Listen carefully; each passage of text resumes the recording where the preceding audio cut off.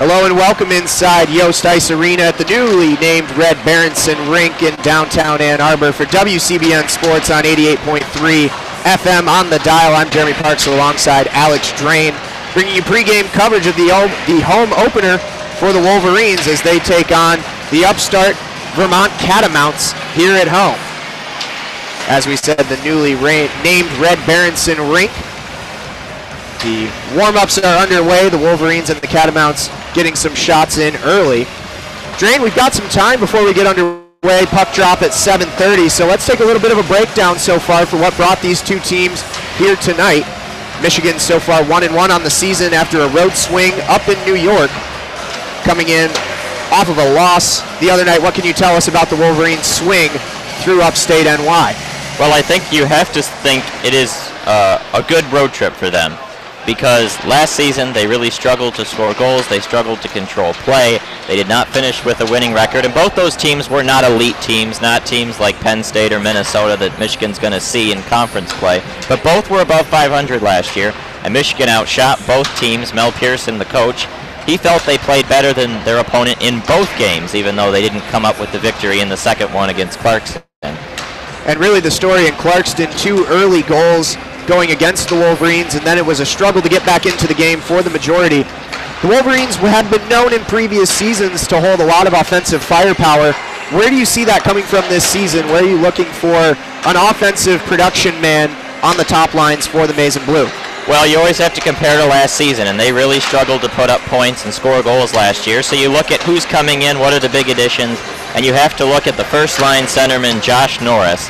That was a first-round draft pick of the San Jose Sharks. He's got NHL talent. He will be playing in the big leagues someday, and they really expect him to put up a kind of season that motivates this team. Of course, Kyle Connor, Dylan Larkin, some of the players Michigan has had in the recent past. Will he put up those kinds of numbers? I don't know, but they need him to be good if they want to have a much better offensive season.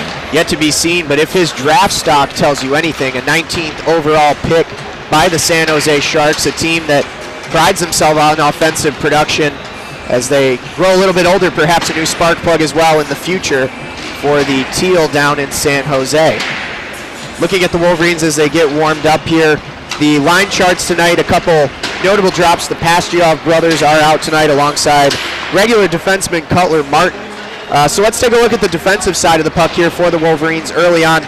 Tell me what you know about the young freshman starting on first-line defense tonight for the Maize and Blue, Quinn Hughes out of Orlando, Florida. What can you tell us, Drain?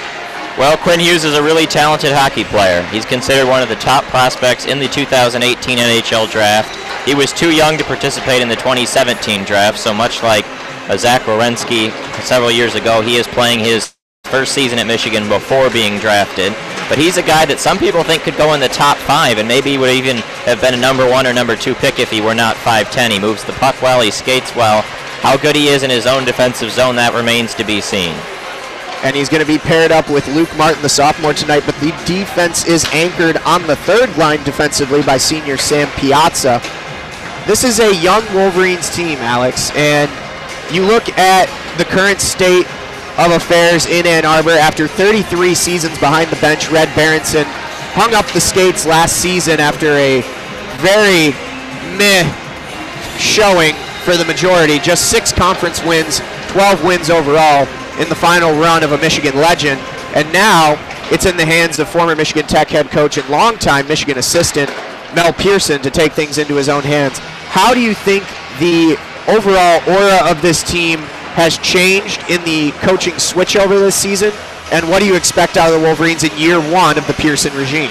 Well, you never want to be brutal to a legendary head coach, but I think everyone agrees that Red Berenson retired a couple years too late, and just sort of the drop-off of the last 5 years of this program, I don't think it's going to be necessarily very hard for Mel Pearson to really improve this team quickly. It's something he's very good at. He was a longtime assistant under Red here at Michigan, then he went to his alma mater of Michigan Tech up in the UP of Michigan, and he took that team from nothing to 2 NCAA tournament appearances in just 3 seasons, and he did that quickly. Can he do something like that here at Michigan? I'm not sure, but it should be expected, a quick turnaround, and he's recruiting well. He's a well-demeanored guy. He's not a super young head coach, and he's been around this team, this program, this building. I think this should be a pretty seamless transition. And we will see again, off to a 1-1 start so far this season are the Wolverines. They've got 2 games tonight and tomorrow here at home against the Vermont Catamounts. Meanwhile, the Wisconsin Badgers are sitting on top of the Big Ten in hockey right now at 4-1 overall. Let's take a look at the big picture this season in terms of conference play. What teams are you looking for the Wolverines to try and contend with if they want to get their names back in contention for Big Ten title contenders? Well, what I've heard in terms of people who really studied this sport a lot is a comparison to Wisconsin's season last year. Wisconsin had really fallen off, and they got a new head coach, Tony Granato, who was an assistant for the Detroit Red Wings, and they turned it around, and they were a little bit over 500, and they came just a couple slots out of making the NCAA tournament. I think that's an expectation for Michigan this season. Get back to around 500, and in a best-case scenario, you're a couple games over, you slip into the NCAA tournament, you get these young guys some experience, and you continue to really build an upward trajectory for the program going forward. So obviously they're not going to be on the same level as Minnesota this season. But you don't think so? I don't think so. I don't think a team that was sub 500 last year is going to contend with the number 3 team or whatever they are right now in the country. So a quick turnaround, but not too quick. No, you can't change a program completely overnight. But it's not unrealistic to think this team can make some noise in the Big Ten and really prove themselves going forward. And you know, it's the NCAA tournament. It's one game and you're out, or one game and you move on. So you never know how far you can go. And we will see how the Wolverines fare this season. Again, you are tuned in to 88.3 WCBN-FM Ann Arbor for coverage of Michigan hockey. Night 1 here at home this season in the 17-18 campaign for the Wolverines. Let's take another look at things behind the defense for Michigan. Let's talk about the situation in net. Looks like the projected starter for tonight is the sophomore Jack LaFontaine. Give me a little bit on both LaFontaine and give the listeners an idea of the battle between him and Hayden Levine for where we can expect to see the Wolverines fit their goalies in. And if you want to, you can mention Chad Catt as well. They're probably a third fiddle to everyone else in terms of how the Wolverines are going to play what is going to be a largely 500 2-goalie system. Well, Michigan is blessed to have a couple of young sophomores from Ontario, both in net. Both got a lot of experience last season, and if Michigan is able to hang on to these guys for another year or 2 more years, they'll have a really good goaltending situation by the time those guys reach senior year. So obviously Michigan's looking for a little bit of a step forward. They were good last season, despite having such a bad defense. Then a team that was just struggled to possess the puck, struggled to create chances in their own offensive end. So much pressure was on them. So obviously, if this defense can be a little bit better with the addition of Quinn Hughes and take a little pressure off them, I'm looking for those guys to have a good season. These are both their second years, so why not? Right now, so far, in 1 game played for each, a .958 save percentage for LaFontaine in the Michigan victory on the schedule, and Levine, with the drop, gave up the 3 goals in the last game for Michigan on the end of that road swing, sitting at .842. And that is the situation in net. Just about 20 minutes to face off here at Yost Ice Arena. Let's take a little bit of a look at the matchup between these 2 teams tonight. Get out of the big picture, focus a little bit more of a concerted effort on what sits in front of us. Take a look at Michigan stacking up against the Vermont Catamounts. A little bit of backstory on these 2 teams. Just the second time they've ever played each other. Michigan traveled to Vermont and handed Red Berenson a loss, one of the few NCAA hockey programs that can claim that they have a winning record against the legendary Red Berenson. How do you expect Vermont to come out tonight here in Ann Arbor, in Yost Ice Arena, in one of hockey's premier venues, coming up against, again, a young and relatively inexperienced Michigan team? Well, they're going to try to look to take advantage of some of that inexperience, put some pressure on Michigan, and create some chances early on in this game. We saw against Clarkson, Michigan gave up a couple early goals and they struggled to come back. And so when you look at that game plan, you just go out and you score goals early on. You put the pressure on Michigan to even stay in the game. So obviously they're going to try to, I think, take some chances, try to get an early goal or 2, and that is really a formula for winning for Vermont. Michigan, on the other hand, these are games, obviously 1-1 is you'd be okay with that against Vermont. But a really good way to give Michigan some confidence going forward into their season when they start going into Big Ten play. They play at Penn State next weekend, would be to win 2 games this weekend against Vermont. That is the best way for Michigan to really gain some confidence and to beat this Vermont team, because Vermont is similar to Clarkson and St. Lawrence. It's not a team who made the NCAA tournament last year. They're a solid hockey team, but they're not a great one. This is the type of team that Michigan will need to beat if they want to make the NCAA tournament. This is in their barn. They need to win this game here tonight and want to try to win it again tomorrow. So they need to come out and be confident. Who out of this the Vermont, I should say, Catamounts lineup are you most looking forward to seeing in terms of offensive production or just overall stardom? There are a few upstart players, a few draft picks on this team. Who really stands out to you? Well, you have to look to the veterans. Jared Privatera, a senior out of Old Tappan, New Jersey, playing in Dubuque, Iowa for the USHL. He's a senior lefty shot. He's only 5'8", so he's a smaller guy, but he has that experience. And in his career, he's played 107 games, scored 24 goals, 25 assists. He's a guy who's done it before, so you always look for experience, especially against a team that, like the Michigan Wolverines, who are the 3rd most inexperienced and youngest team. The average age is still just 20 years old. 20 years, 324 days. The 3rd youngest team in all of men's hockey. Hey, I'm a little older than that. Well, not me, but could be a starter on the team there. Well, if only you could play hockey as good as these kids. Hey, now. I'll slap on the pads and get back out there if need be. However, we are out of warm-ups now. The teams are off the ice. The Zambonis clearing the way for us to get the puck down and the season underway at Yost. The Children of Yost section not too full so far tonight. Waiting for that to fill in as, again, we are under 20 minutes to game time. Nowhere near a sellout crowd here in Yost tonight. How do you expect this hockey team to change the culture now where you've gone from years of sellout crowds at Yost to now an expectation of mediocrity and a lack of ticket sales? Well, it's an old saying in sports, if you win, they'll come. And if you win hockey games, you'll get bigger and bigger crowds. So, and when you're out there playing... Astute. Very astute. It's the truth. It is the truth. And so, you can't worry about the crowd. You have to worry about what's on the ice. The puck, you have to follow and what's going on the ice. You have to play your game. You can't worry about the crowds. And hey, if you put together winning teams and you win Big Ten titles and contend, this place will be rocking every single night. As we continue to await puck drop here, thank you to those of you tuning in, both in your car stereos across Southeast Michigan and online. WCBN Sports is going to be your home for Michigan men's hockey all season long.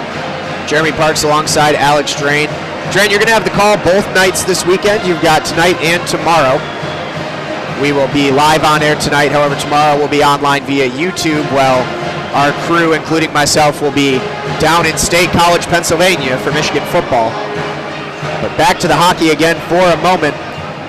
I want to look at defensively what Vermont is bringing to the table as well. We have seen time and again the struggles of the Michigan defense. Are there any weak spots in the back armor for the Catamounts tonight? Well, I would say they are starting half of their defensemen as freshmen. That is Christian Evers, a freshman out of Waukee, Iowa, Owen Grant, freshman from Ottawa, Ontario, and Brian Kelly, not the Notre Dame football head coach, but a freshman defenseman number 24 out of Purchase, New York. Those are 3 young players, and their top pairing is a freshman and a sophomore, so there are some potential weak spots. They actually don't start anyone over a sophomore anywhere on this defense. Each pairing is a freshman and a sophomore together. Again, the sophomores in that defensive armor are Matt O'Donnell on the first line, and then Jake Massey out of Saint-Lazare, Quebec, paired up with Owen Grant, and Corey Moriarty, the sophomore out of Estero, Florida, paired up with Brian Kelly on the third line. If you're the Wolverines, and again, scoring has been a hallmark of what this team brings to the table year in and year out. Last season, the production numbers dropped. How do you get past, how do you break through on this the Vermont defense and put some pucks in the net early? Well, you look at your top line. You have Josh Norris, the really talented young freshman, with a pair of sophomores who were here last season. Jake Slaker just got named an assistant captain of this hockey team. So you look to your top line to get you some points, but also just roll all your lines.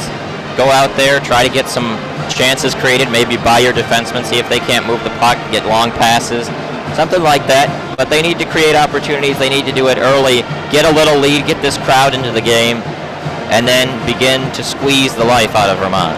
And I'm going to break play-by-play and go into analysis a little bit too, and I'll throw my 2 cents in.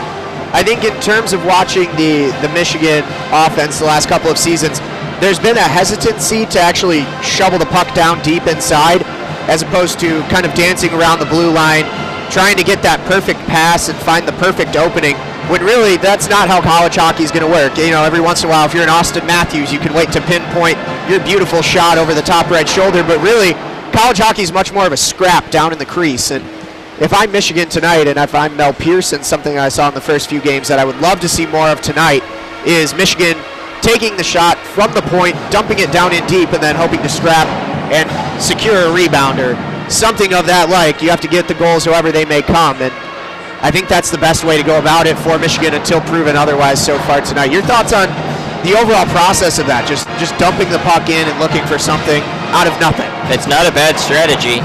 You get some guys with a bigger body, Dexter Danks, for instance, at 6'2", they can use their size, try to get down by the net, fight in the corners. Jack Becker, a freshman, 6'3", so they've got some bigger dudes, and when you dump it in deep, you let your guys try to fight for it, muscle for it, and hockey's a weird sport. The puck bounces in odd directions. If you just throw it at the net, sometimes it'll go off someone's foot, someone's ankle, boom up in the air, and it's in the back of the net.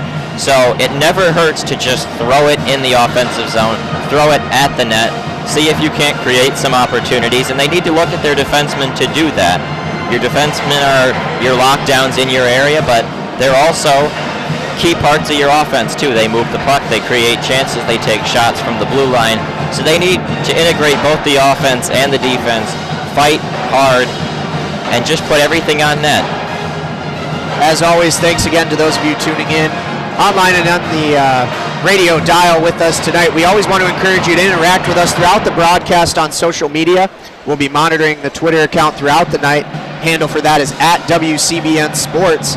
And if you want to call into the studio, a big thanks in advance to our in-studio engineer, Pete Monahan, who is taking care of things behind the board tonight.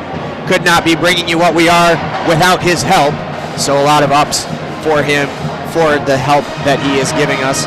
And as we continue to inch closer towards puck drop, the pregame show continues right along here at Yost Ice Arena.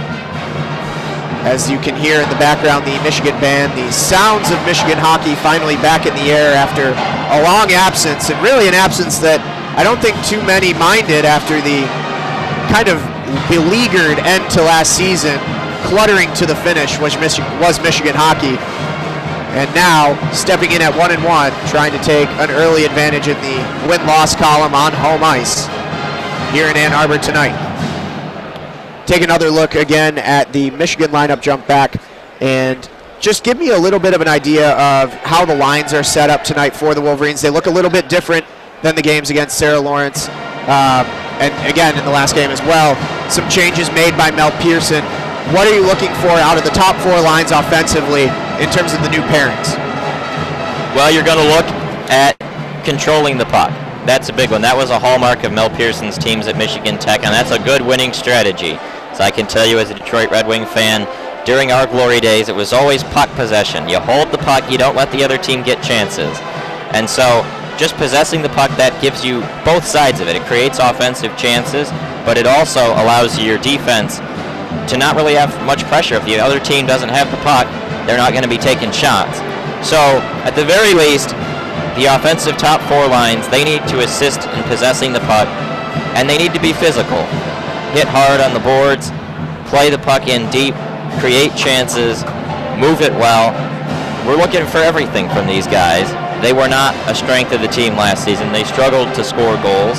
They've got some newcomers in here, Jack Becker and Dakota Raby, Josh Norris among them. But a lot of guys that are coming back. So is there improvement from some of the players like Jake Slaker and Will Lockwood, Tony Calderon, the senior, a captain? How can these guys lead some of their younger players to be smooth, dominant, puck-possessing top 4 lines? I'd have to agree with that, and I think that's something that we saw again was one of the Achilles heels of the Michigan hockey team last season was a really high and consistently high turnover percentage. So we will keep an eye out early on tonight as well for puck possession, especially carrying over into the offensive zone. Let's take another aspect here. Michigan, not a team that's going to be super known for this, but at least under the Red Berenson years, we'll see how Mel Pearson decides to attack this. On the forecheck, what are you looking for out of the Wolverines to try and put the pressure on Vermont and try and draw some turnovers of their own? Well, this is where physicality comes into play. Just bumping guys off their places, intercepting passes, being physical along the boards, taking the puck away. This is how you put pressure on teams. Don't be afraid to forecheck and take some chances. You have to trust your defense and know that if you're going to pinch up and try to create something, that your defense is going to be back there and hold things for you. And again, that is something that I think you're going to see maybe a little bit more of now with Mel Pearson than Red Berenson, who was an old school coach and I don't think always favored heavily going to the forecheck, but we will see. Again, a lot of we will sees early on, early tonight. New team, new season, new coach. A lot is fresh here in the air at Yost Ice Arena. And again, as we continue to remind you, the one remnant of the past, the brand new name, imprinted on both ends of the ice at the three-quarter marks, the new Red Berenson rink at Yost Ice Arena.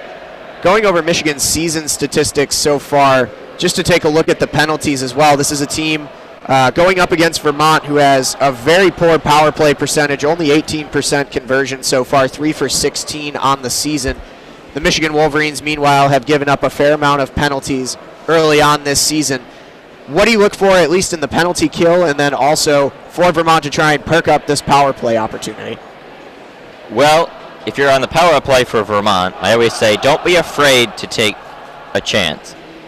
So many teams are looking for that perfect opportunity, and obviously if you can move it around and find the one-timer, you know, the open shooting lane, it's almost, you know, an automatic goal, right, as long as you hit the net. But sometimes the opponent penalty kill is taking away your angles, taking away your passing lanes, and it just seems like the team passes boom, boom, boom all around, still waiting, and then the whole thing expires. So if you're Vermont, if something's not there, just throw it in front, see if you get someone in the net front who is going to create an opportunity for you. And if you're Michigan, you take those passing lanes away. You elbow the guy in front of the net, you knock him off his lane in the bottom corner, and of course, as soon as you get it, clear that thing out.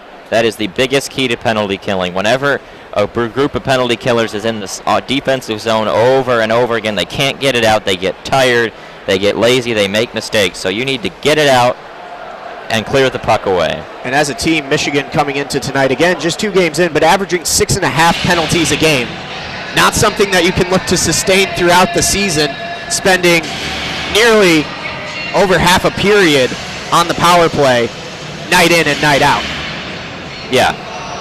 The lights have gone dim here at Yost Ice Arena. They've handed out glow-in-the-dark sticks for the fans to wave about. What do you call those? They're not like the boomsticks.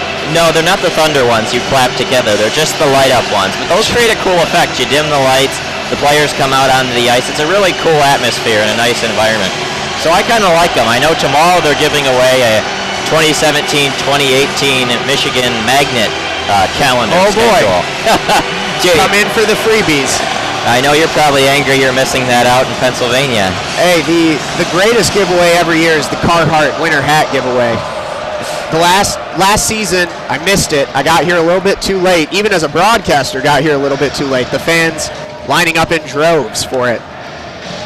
Getting ready for the teams to come out of the tunnels here tonight.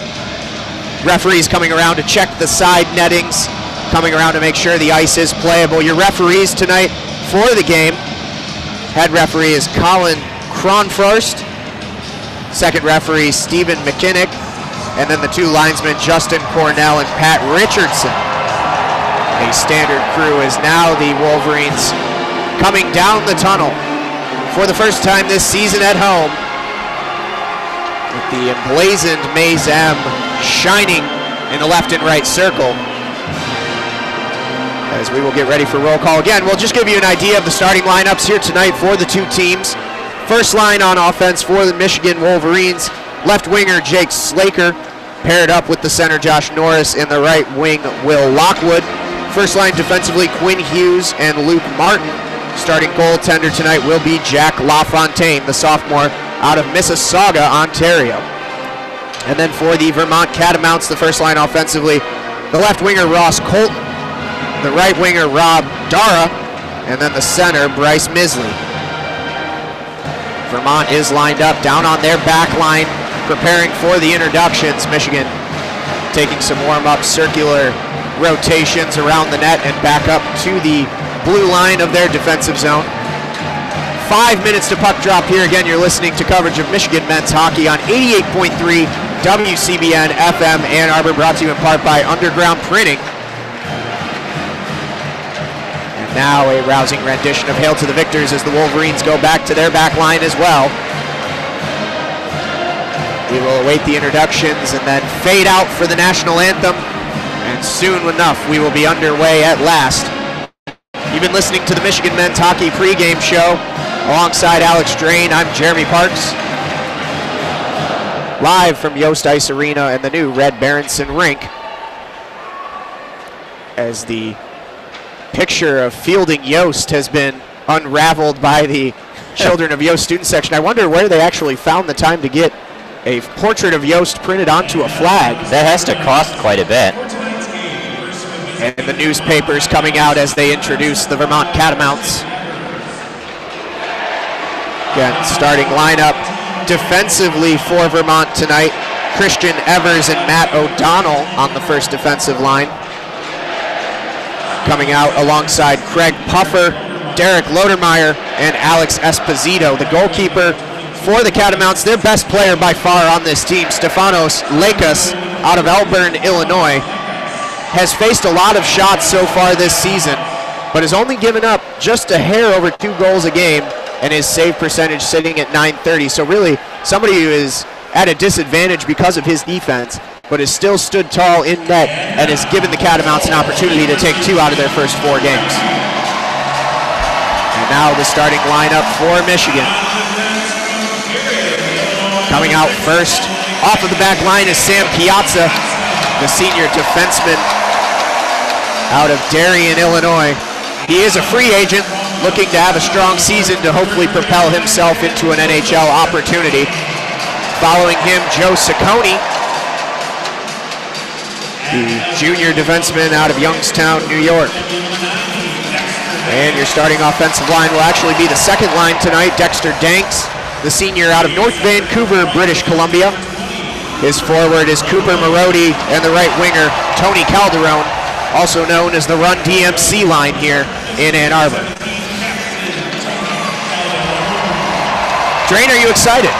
I'm excited.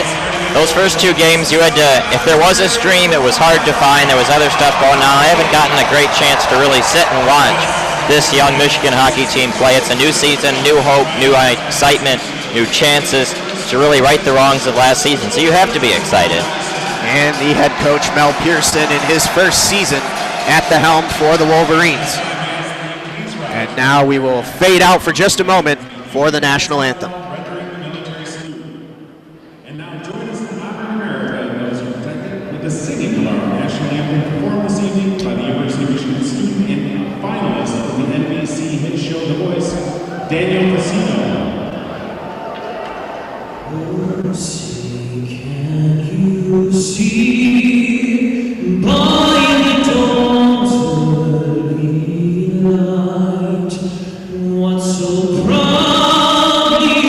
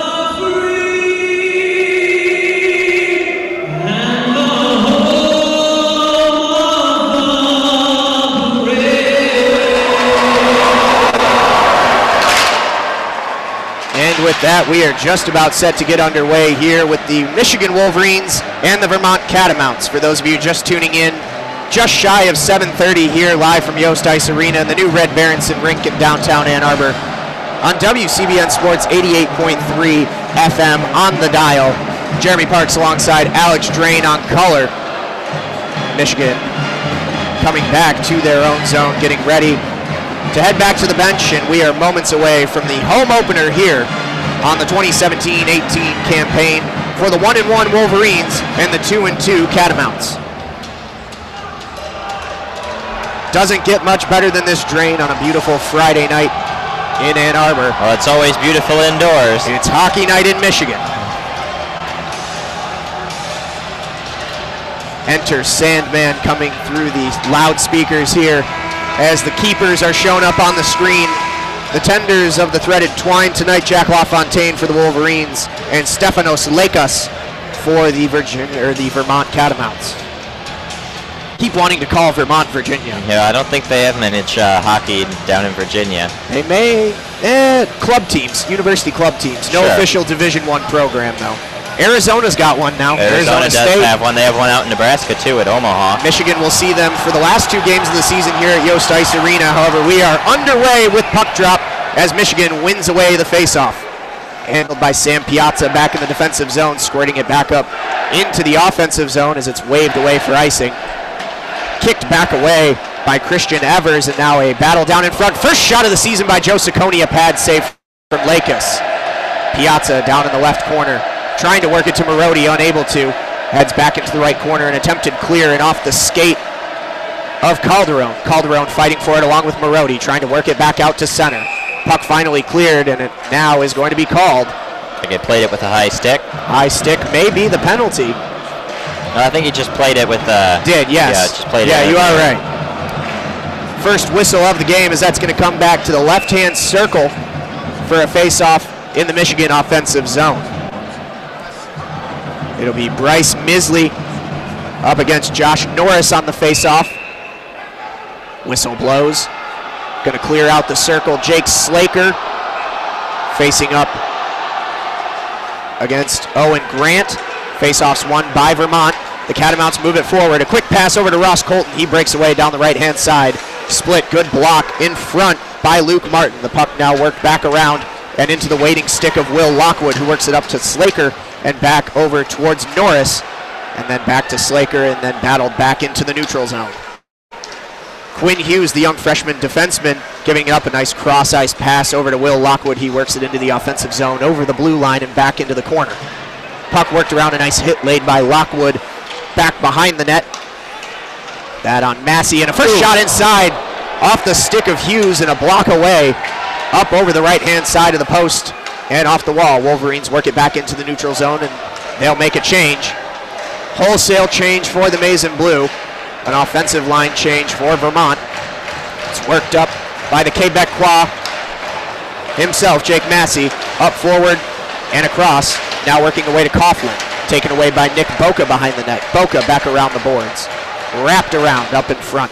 Trying to win that puck away is Brendan Warren, unable to do so, and now it works its way back into the defensive zone for Vermont. Giveaway in the neutral zone by Boca. Now back away over to Adam Winborg, the Swede, for the Wolverines. Back on the right-hand side of the boards. A battle for the puck. Vermont wins it away. Kept down and in play by Boca. Tried to send a cross-ice pass over in front, unable to do so, and then a scatter in front of the net is picked up by Lekas. And that'll bring the face-off out to the left-hand side circle again. A little bit of pace so far early in this one, Drain. Yeah, that was a good hold-in there in the corner by Boca.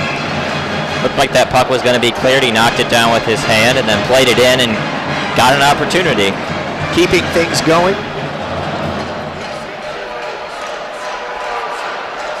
Becker in the face-off circle for the Wolverines. He's called out. Now Ruse comes in for the Maize and Blue, switches sides, and eventually James Sanchez in. Whistle blows before the face-off.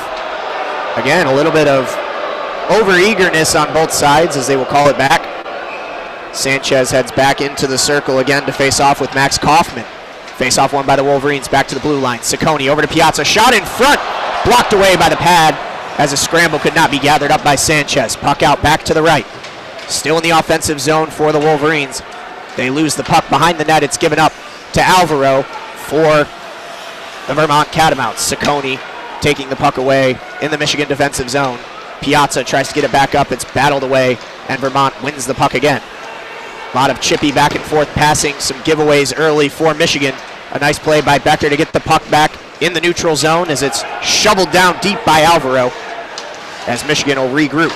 Good job on the forecheck there by Kaufman, battling Michigan in its own defensive zone for that puck.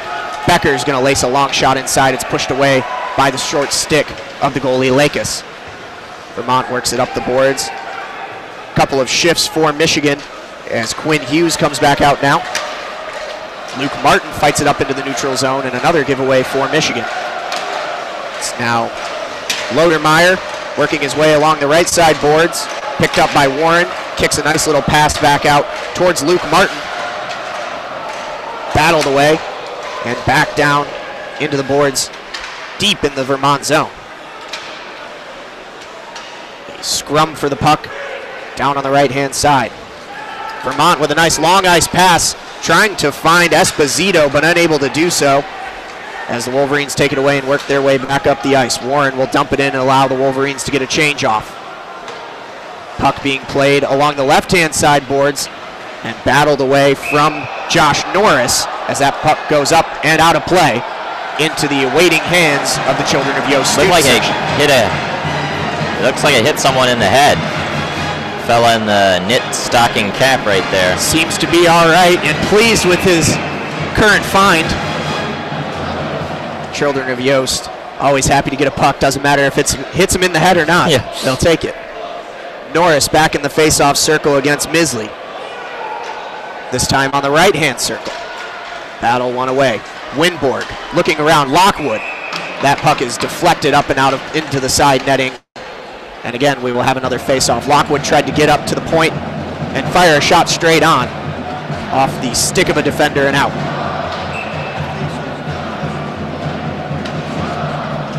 Ready for the face-off on the left-hand side. Lockwood facing up against Misley. Misley wins the face-off, and Vermont will push it deep. A misplay as Colton is able to get down for Vermont and back behind the netting as it's picked up by Norris, and now Boca and back into the neutral zone where Vermont gathers. Send a long shot in deep back to the right corner. It's bounced around, gathered by Boca. Boca back around to Lockwood. Lockwood tries to bounce it up and out of play. It's gathered by Christian Evers, the defenseman. He tries to fire a shot in. Picked up by Boca. Back over to Norris. Norris plays a nice bounce pass over to Lockwood. Coming around in front, trying to wrap around, unable to do so. Another shot in front, could not find anyone home. Puck still in the offensive zone for the Wolverines. Ciccone has it on the left-hand side. Hands it over to Boca. Looking for a way to dump it in. Ciccone tries to get a redirect and unable to do so. Falling down in front is Lockwood. Puck still in the zone. Now tried to play it again is Ciccone, and it's finally battled away. They will say it stayed in play, I think, but the Wolverines went for the line change anyways, and that allows Vermont enough time to finally clear the puck away effectively. A bounce off a skate, and now Piazza has it in the Michigan zone. Bounces back over off the wall to Calderon.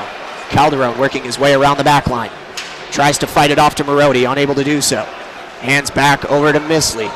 Misley battles it in. Picked up by O'Neill. Oh, what a shot save. in front on the redirect, and a nice grab by LaFontaine. No look pass behind him. Man right in front of the net, and a one-timer right in. It was Privatera waiting in front for the feed, and the one-timer off the waffle board of the netminder LaFontaine. Scoreless here with 14:52 to play in the first period. A lot of action early. Shots in favor of the Maize and Blue, 4-1. Alex, what have you seen so far? I've liked the play for Michigan so far. Shots 4-1. I mean, that was really the only chance that Vermont has had so far.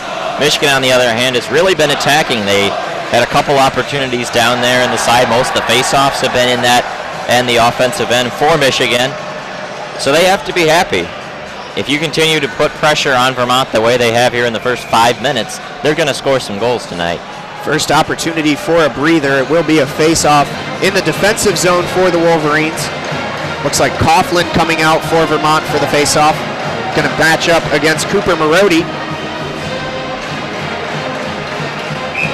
Everybody is set. Face-off won by Michigan. Back to Piazza. Piazza unable to clear it. Vermont wins it away. Back in front.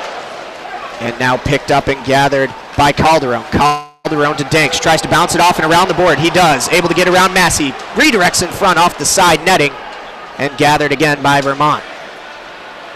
The Catamounts push the puck back up into the neutral zone. It's bounced around, tried to gather it into the glove, did Calderon to keep it in play, unable to do so as it'll float its way all the way down the ice and into the waiting glove of the keeper, Lakis, who will freeze the puck and bring us to another face-off here. If you keep getting offensive zone face-offs, good things are going to happen, and that just keeps on happening. And even that play wasn't really Michigan's doing, but somehow they just find the way down there. Coming to the face-off circle for the Catamounts is the center, Max Kaufman. He faces off against Becker. Face-off won by the Wolverines. Martin back at the point, hits it back to Quinn. Quinn shot up in front, bounces off of the glove of the keeper, and Lakis able to fight it away over to his offensive zone. Ace Cowan's coming up the right-hand side for Vermont. Battle one away behind the boards.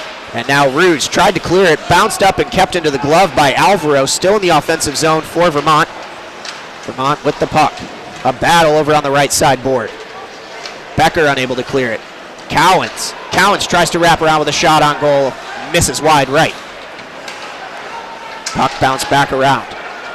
Michigan still battling for it. Undecisive, and it looks like they will finally have an opportunity to clear as it finds its way to the stick of Quinn Hughes. Hughes brings it up, gives it to Rouge. Rouge tried to find a nice little pass over to his defenseman there, but unable to do so. And now back around, Boca forced to retreat and fight off what could have been an odd man opportunity for Vermont. It was good recovery there by Michigan. And now the puck won away by Warren. Brendan Warren coming up ice, 2-on-2. He's got Winborg over to his left, tries to work his way around the boards, and a hit is laid on by the defenseman Christian Evers. Referee is in the way, unable to gather the puck is Dakota Raby. Michigan still with it, trying to throw a shot out in front is Warren, nobody home. Boca trying to keep it in play and does.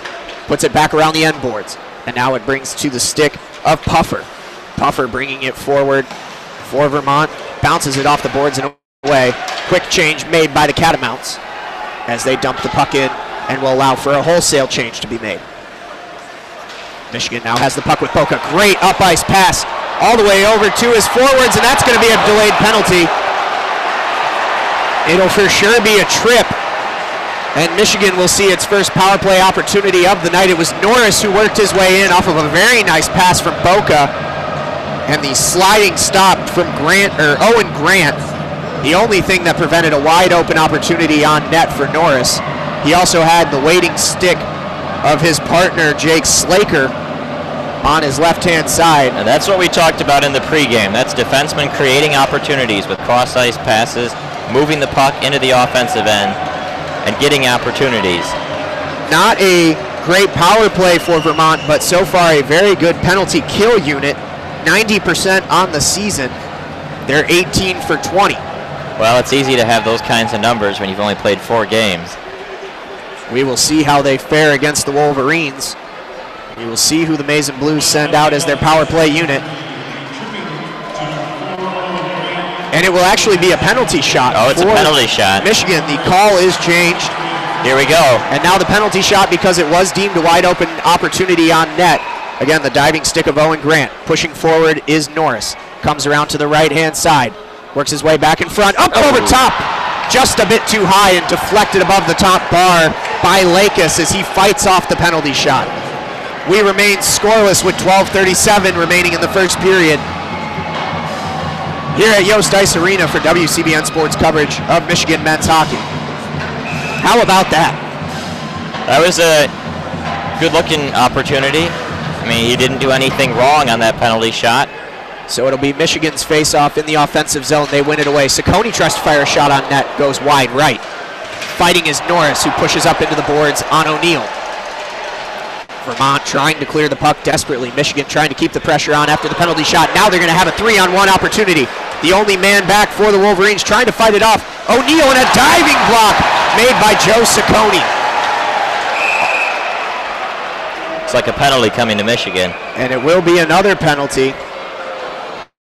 But boy, it was a 3-on-1 opportunity for Vermont. Joe Ciccone with a diving stop as O'Neill tried to make the cross pass out in front. Unable to do so, and again, two very good opportunities, one on a penalty shot for Michigan, and again, that 3-and-1 opportunity for Vermont, still scoreless. Ciccone did the right thing there. He played it well as a defenseman, but I'm not sure I liked what Vermont did there. I think the actual call will be for interference, a 2-minute penalty on Ciccone. Yeah, it looked like he extra elbow in the left corner. Yep. So now Michigan will go to the penalty kill. The first power play of the night after the previous play we thought might have been a penalty was called a penalty shot instead of a power play. Face-off, scrum in the circle, no clear winner. Vermont comes away with the puck. Bounce back around to Christian Evers. Evers hits it back to Matt O'Donnell. O'Donnell over to Alvaro. Alvaro blocked by Boca, puck loose in front, and it has to be gathered up into the glove of LaFontaine. A good block by Boca. He saw his man, didn't try to do anything fancy, he just hunkered down, blocked the shot, goes right to his goalie, and he freezes it for another opportunity. Another face-off coming. It'll be Lodemeyer, wins it away, back to Christian Evers again. Evers back to O'Donnell, O'Donnell back to Alvaro, back to O'Donnell and back to Evers, bouncing around the blue line. O'Donnell thinks about taking the shot from the point, fakes it. Evers now looking for an opportunity, squeezes it in, it's blocked by Warren. Another good block by Michigan. They're cutting down both the passing lanes and the shooting lanes. Vermont was forced to go to the passers on the point, the defensemen to the sides. Vermont all the way back to their backboard, and they will reevaluate. Ross Colton unable to do anything with it. Michigan will clear this puck again. Almost had a breakaway. Will Lockwood tried to win that off, and he's going to forecheck on the power play. Needs to get back. It's a 2-on-3 for Vermont as they cross ice. Puck given up and over around the right-hand boards. Current man with it is Ross Colton, the Tampa Bay Lightning draft pick. And a quick shot on net goes far for Dara. Still with the puck is Vermont. That's going to wrap all the way around the far side boards and back out of play. Trying to find the pass for the defenseman Owen Grant, but unable to do so. And now Vermont has just 30 seconds left in this power play opportunity. Never hurts to get a little luck when you're on the penalty kill. Only one shot so far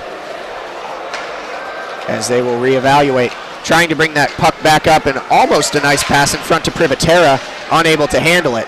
And now Michigan again will win the puck away as Norris comes up ice. He's got Raby over on his right. And now a whistle blows.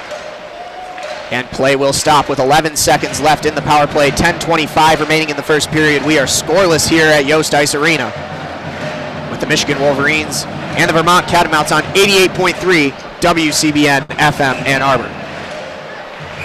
Face off in the neutral zone, right-hand side. And Michigan's got too many men. They do indeed on the ice.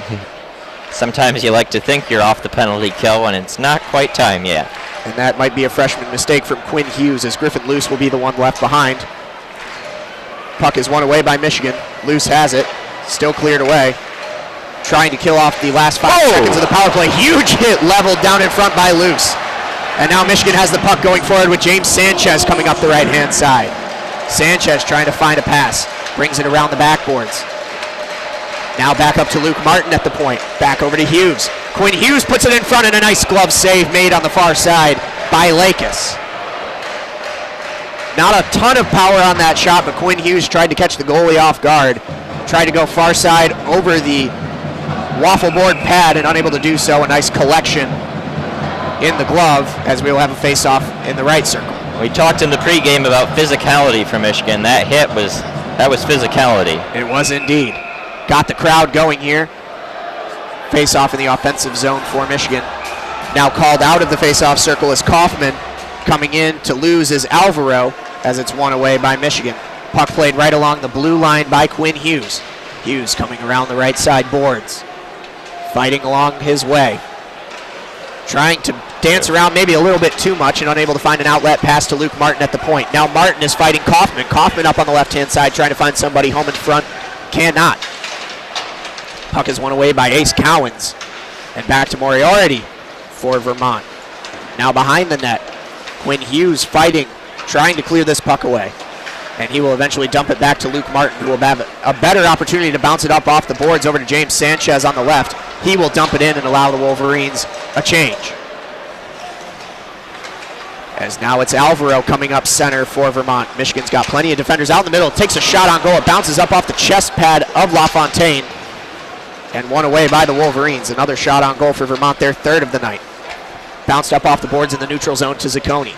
Everybody is onside. Tried to find Winborg in front. Had an opening, unable to do so. Another quick slap shot on goal by Piazza. Battled away. Another one by Zacconi.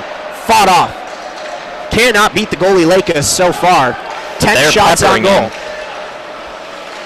8:45 and ticking remaining in the first period. Sam Piazza works his way up. Puts that puck into the left side. Into the corner. Fighting for it. Winborg. Fighting for it. Warren. Fighting for it. A four-man scrum. It's eventually won away by the Wolverines and Dakota Raby. Raby trying to wrap the puck back around, looking for somebody in front, unable to find him. Back to the point with Zacconi. Zacconi back to Piazza. Piazza throws it in front, unable to find the redirect as it goes wide right. Wolverines still have the puck in the offensive zone. Continue to control the pace of the game. Winborg wraps it around the far boards looking for Zacconi. Able to find him. Danks out of the glove, keeps it in play. And now Zacconi has an opportunity. Battled away, and we may see another penalty here. We will await the call. The whistles have blown. It was a battle on the right side boards, and we will see a penalty called. I believe that's going to be on Ross Colt. And it is indeed Colt who will take the 2-minute. We will await the official call. Looked like he might have had a bit of a high stick when he was fighting against Dexter Danks on the right-hand boards. An even 8 minutes remaining in the first period. Michigan will head to its first power play opportunity of the night after they missed on a penalty shot earlier this period.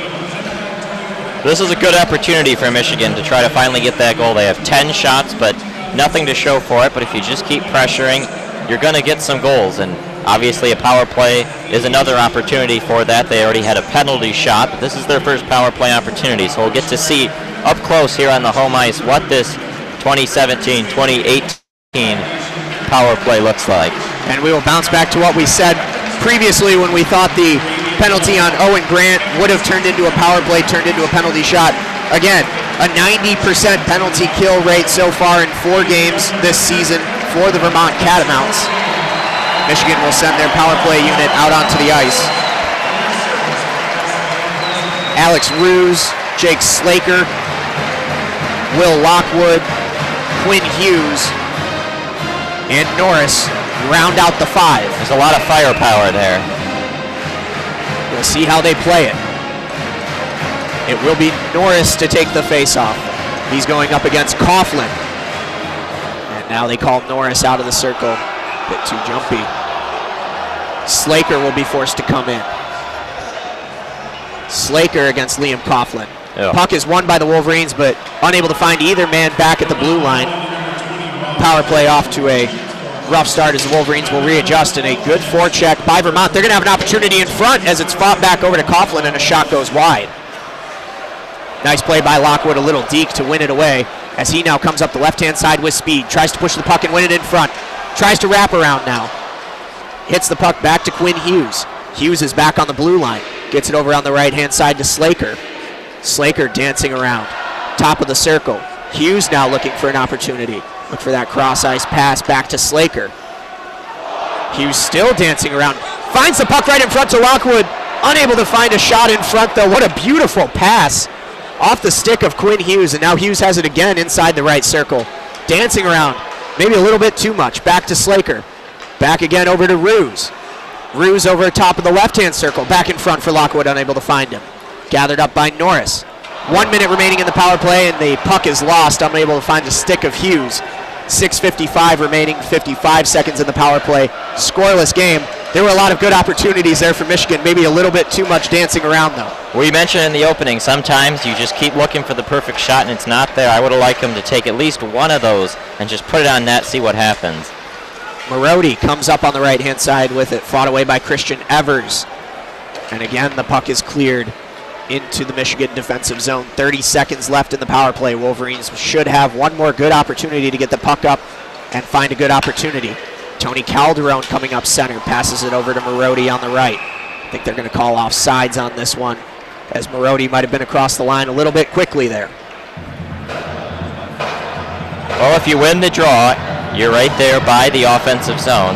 You win it back to your defenseman, maybe play it in deep, let your guys go after it. There's still opportunity, 19 seconds to go on the power play. Puck is won by Marodi, back to Luke Martin, over to Ciccone. Ciccone wraps it around, trying to find Calderon. Calderon fights it back to Luke Martin, tries to dump it on net. It's blocked away back into the left-hand boards and cleared away. 7 seconds remaining, and that might do it for the Michigan power play. The first opportunity of the night goes begging. Michigan will still start up in the offensive zone. I don't think Marodi saw Colton coming out of the penalty box as he found a way to fight that puck off and then get a pass back in the offensive zone, but unable to do anything with it as he's beaten by Nick Boca. Puck is in the neutral zone. Michigan battling with Dexter Danks, taking it away. Danks back in the defensive zone, hands it off to Boca. Boca back to Griffin Luce. Luce now with it. Gets the puck up to Raby. Raby on the right-hand side. Works his way around, tries to find somebody in front, unable to do so. Vermont closes the door. Michigan wins the puck away again in the neutral zone. Brendan Warren with the takeaway. Puck back with Michigan, and then another giveaway. Griffin Luce has it behind the Wolverines' blue line. Trying to fight it back up into the neutral zone and find Winborg. Winborg unable to dump it into the offensive zone. A long shift for this unit here so far, maybe trying to get a change as now the whistles blow. A big hit late at the end there by Griffin Luce. That on the right winger, Ace Cowens. 5 minutes remaining in period number 1 here. Scoreless game, shots 10-3 in favor of the Wolverines. The faceoff will come to center ice. It's Becker and Coughlin. Puck's won by Vermont and Coughlin. Referee right in front of the puck there as it goes into the near side boards for the Wolverines. Defensively, they pick it up and move forward with Ruse. Ruse tries to find the stick of Sanchez, unable to do so, as it'll squirt back into the waiting glove of Stefanos Lakis, and there will be a face-off in the offensive zone for Michigan. Student section's got the cowbell going. There's been a lot to be excited about so far here in the first period, just nothing coming from the opportunities as of yet. Well, you have to like the play if you're Michigan. Again, you're not going to get rewarded for all your efforts every time, but if they keep playing like this, they're going to win the hockey game. Vermont has only had 3 shots on goal and only a couple more that were even intended to be on net. Michigan, on the other hand, has just dominated play. They've held the puck far longer than Vermont has. They've played in Vermont's end of the ice far longer than they've been on the defense. So you have to like what you see. This is a puck possession team. This is a Mel Pearson team. So certainly encouraging so far. They need to keep at it. They have definitely dictated the pace of play so far.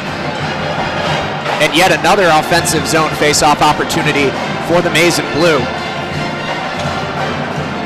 Looks like they're going to send out the back lines here, along with the DMC. Marodi faces off with Coughlin. It's one away to Piazza. Piazza working his way around. An opportunity in front, cannot find the redirect. Puck's still loose. Calderon brings it around behind the net and works it back to Ciccone. Ciccone trying to figure out what to do. Hands it off to Calderon and back to Marodi. Marodi working his way up in front, into the crease. Tried to find a pass down in front. It's blocked away. And now Privatera coming back up for Vermont. He slips and falls as it was poked at by Piazza. Michigan with it in the neutral zone. Danks needs to get back on side, unable to do so. And Vermont has time to win the puck away off the stick of Marodi. A quick shot from the right-hand side. Off the blocker of LaFontaine and tried to wrap it up was Lodemeyer, but unable to find the loose puck in front. Still a battle for it behind the net. Vermont has it. They're trying to work yet another shot in front. Good poke check by Ciccone to win it away. On the left-hand side boards, a redirect shot in front. Battled away just shy of the post, almost off the skate of Luke Martin. Some defensive uncomfortability from the Wolverines here. Puffer tries to find Lodemeyer for the one-timer in the crease, unable to find him. Vermont showing the most threatening opportunities they've had all night. 2 shots on goal in this offensive zone opportunity. Puffer looking for a redirect shot. Oh, man. They need to clear it. Michigan cannot clear to save their lives. Lodemeyer back over to Esposito. Esposito onto one knee. And now finally Dexter Danks has it, gets it back into the neutral zone, fights it away, and Michigan will get a line change. Uncomfortable there for the back defensive line and the CDM line. No matter how much you control the puck for most of the game, there are going to be times when you're in your own net and you're uncomfortable. Will Lockwood steals it in the neutral zone and brings it back up the right-hand side. Battle in the right corner. Off the stick. Taken away by Ross Colton. Colton up to Dara. Dara loses it to Jake Slaker. Wolverines retain possession. Quinn Hughes. A nice little move and a bounce pass off the boards as Michigan works it into the offensive zone. Vermont trying to clear, wraps around their own side. Lockwood fighting for it. Trying to keep it in play as Nick Boca, he does. Back across to a wide open Quinn Hughes on the left-hand side who has time to think about what he wants to do. Wraps around and fought away by Ross Colton. Puck is still with Quinn Hughes. He gets it to Slaker. Slaker gets it over to his man. And back to the point. Quinn Hughes with a shot. Deflected up and over the net by the goalkeeper Lakis. Michigan still with possession back at the blue line. Quinn Hughes back to Nick Boca. Boca dumps it in behind the backboard. Unable to find anybody, but Vermont unable to clear. And now Michigan looking for the cross-ice pass. Unable to find anything as it gets back into the neutral zone. Vermont will dump it in and change. 1:50 remaining in the first period. Scoreless game. Shots in favor of the Wolverines, 13-5 against the Vermont Catamounts. Christian Evers wins the puck in his own defensive zone. Battles it back. Down the far side boards. Michigan has it, a shot in front. Battled away off the stick. Oh, opportunity! Unable to handle it. It was Warren who had a wide open net and couldn't do anything with it as the stick. Looks like we got a penalty upcoming. Did get a little bit too far in there, I think. We're going to see who it's on. Skating off is the left winger, Ace Cowens. It'll be another power play opportunity for the Wolverines to close out the first period. We'll check the replay. Boy, there was a redirect shot in front. Unable to handle it for the Wolverines was Dakota Raby. Bounced off the pad of Lakis to a wide open, and I mean wide open, Brendan Warren. It was just a bummer that for him that it came to the back skate. He couldn't get it back to the front of the stick for a shot. Right there. If it was on his stick, that would have been an easy goal. Offensive zone face-off. Wolverines on the power play. 2-minute penalty. Michigan's been kicked out of the face-off circle a lot tonight. Dexter Danks now in against Coughlin. It is won by Coughlin. Vermont trying to clear. Fighting to keep it in is Saccone on the far boards. A little bit of a scrum. We'll see who comes away with the puck. 3 Wolverines and 2 Catamounts battling for it. The puck has not moved in 10 seconds. Still stuck up into the sideboards, and finally it's actually a Michigan stick that clears it away into the neutral zone and gone. Well, they've got about a minute to play here. Just enough time to get your guys set up for a couple more chances for Michigan. Dexter Danks. Back to Marody in the neutral zone. Looks for the cross ice to Danks. Squirts away in front. Pushed off by Lakis.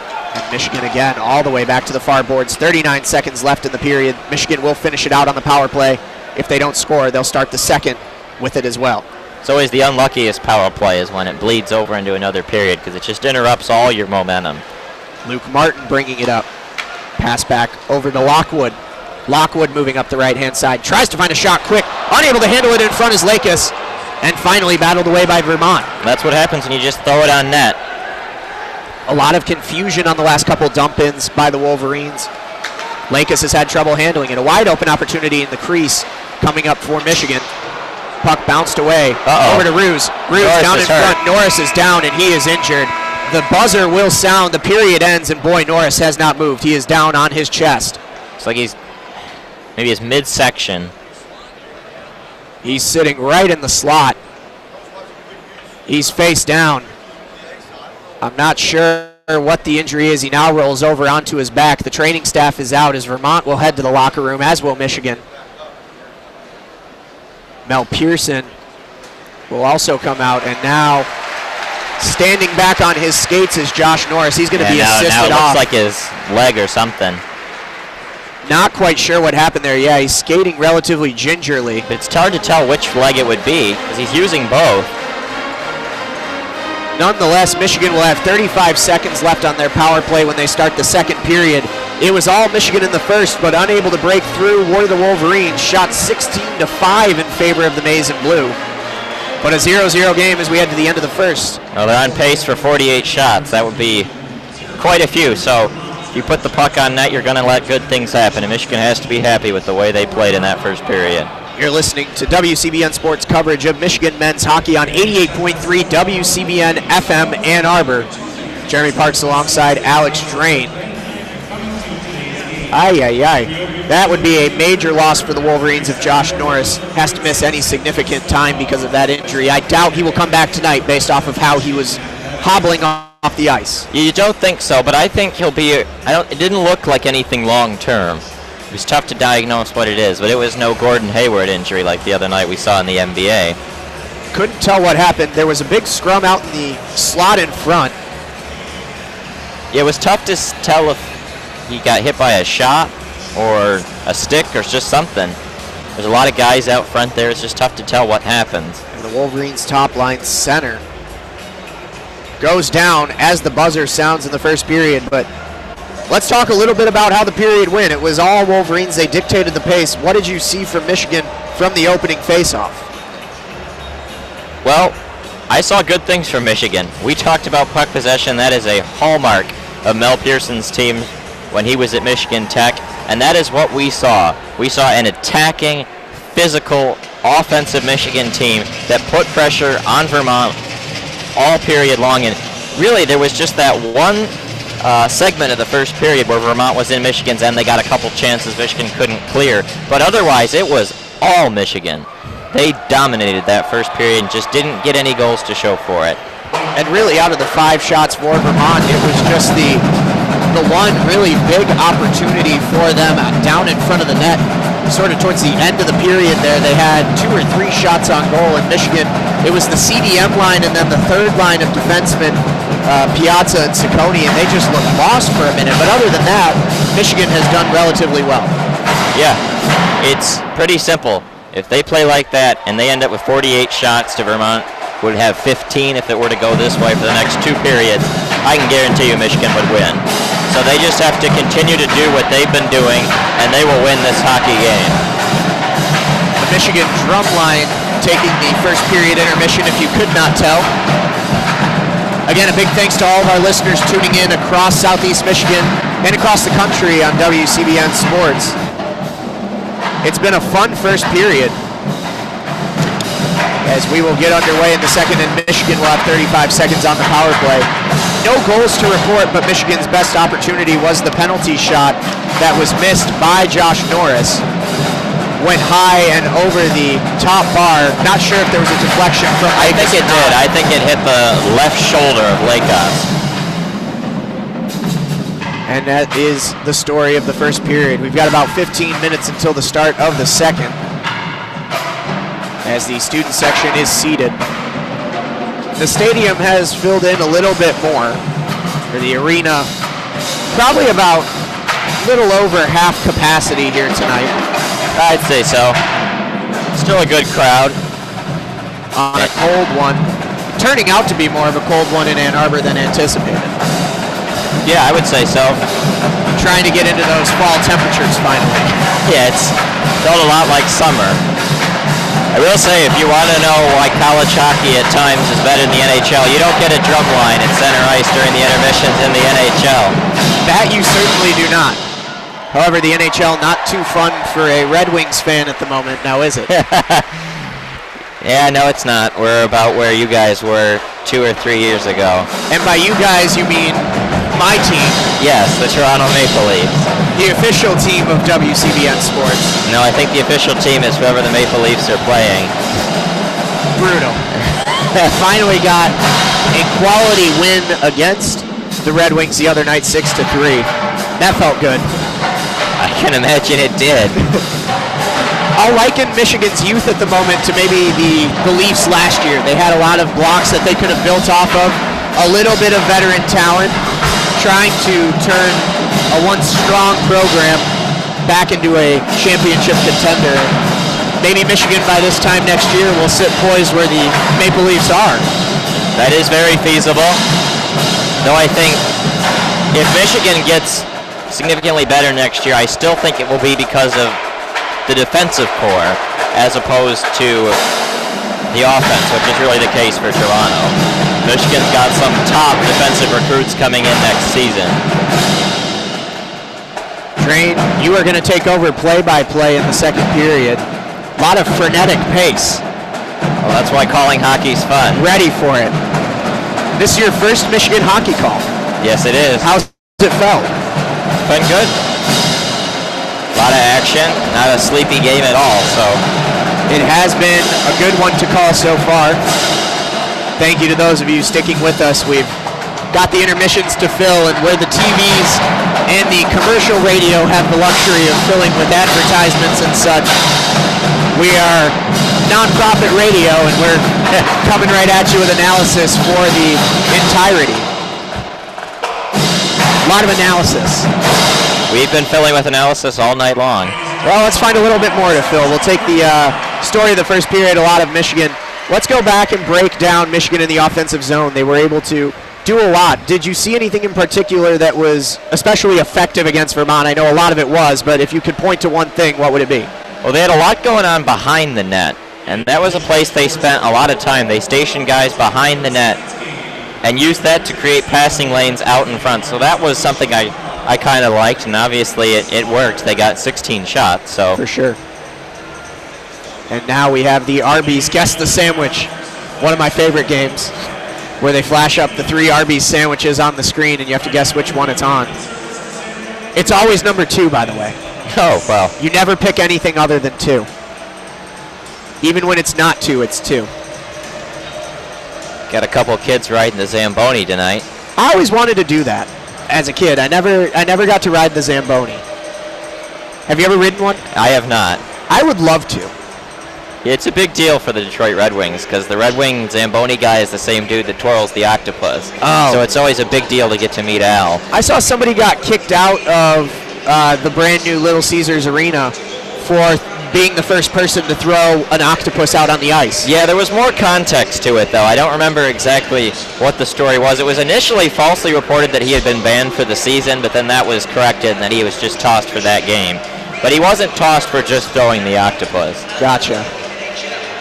Meanwhile, they're showing a video here on the Jumbotron in Yost Ice Arena. We commented when we got here that there was a new look to the ice. The new Red Berenson rink signage that's down there just was approved yesterday, which is why we were surprised that they already had it down and on the ice overnight.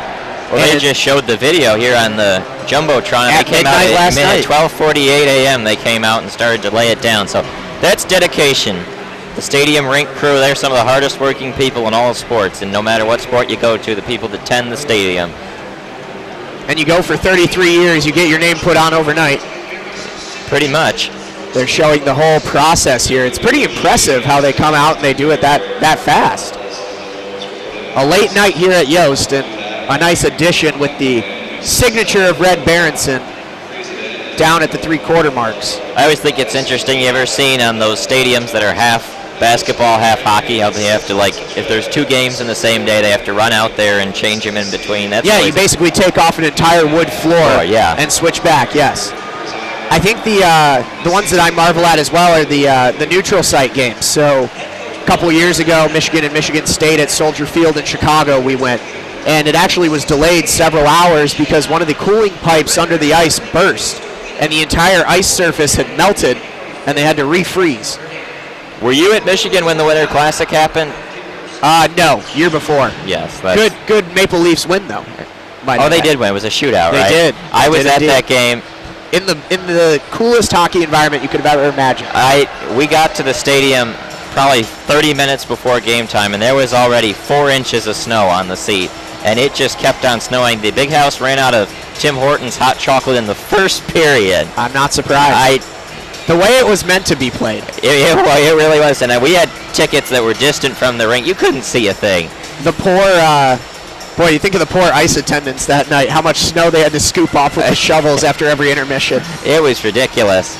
But no, I'm always impressed by the maintenance of these ice surfaces too. And you know, they open this up during the week to open skate for students. They open it up for different events, and no matter what they have here, whether you're professional or not, they manage to get it back in shape and ready to go for the next game. It's a world-class arena for college hockey. And it's a shame they don't let Yost host any NCAA tournament games anymore. It was the ultimate home Home ice advantage, indeed, yes. Michigan would be the 4 seed, and they'd be the best team in that region just because they were at home. No longer the case.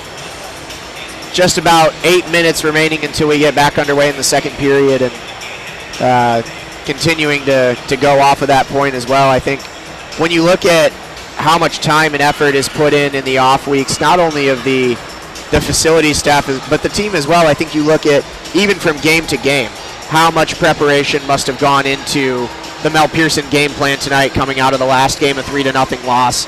And I think you see a lot more fire under the keysters of the Wolverines here in the first period tonight. Well, they got 2 weeks to prepare. So they had the bye week last week, and that gives you a lot of time to really draw up your game plan. And it's 2 weeks to think about a loss.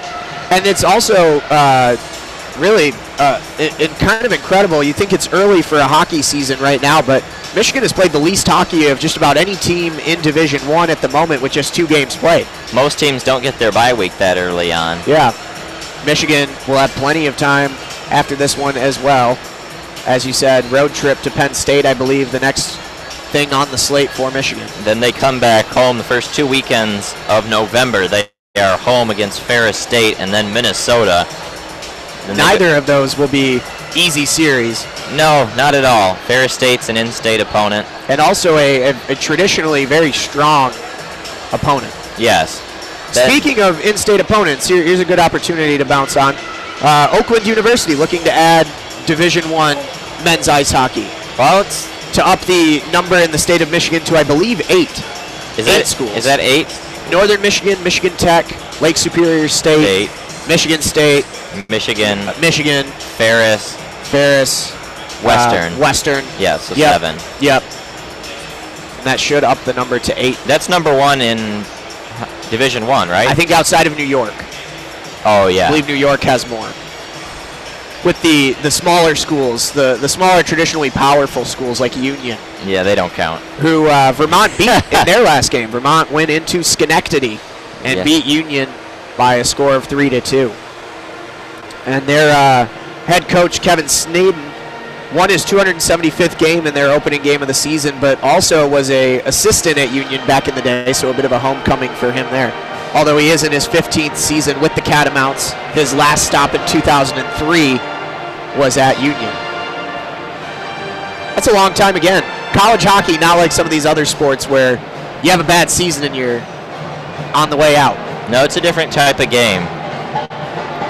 It's wild to think that, some of these other sports, you look at like European soccer these days, you lose 2 games and they're ready to fire you. Yep.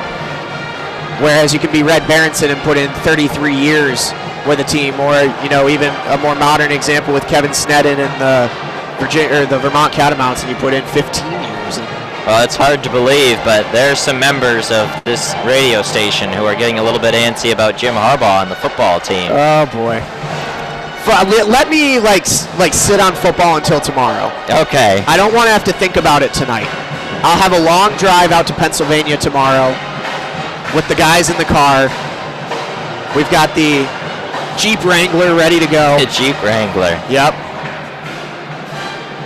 Gonna load up and head out to Happy Valley. You can catch that call on YouTube. Not on air tomorrow night on 88.3, but on YouTube /WCBN Sports and on WCBNsports.org. And then on WCBN Channel 2, Drain, you'll be back here tomorrow night alongside Alex Kremer for Game 2 of this series between Michigan and Vermont. Yes, I will. And indeed, it shall be a good one.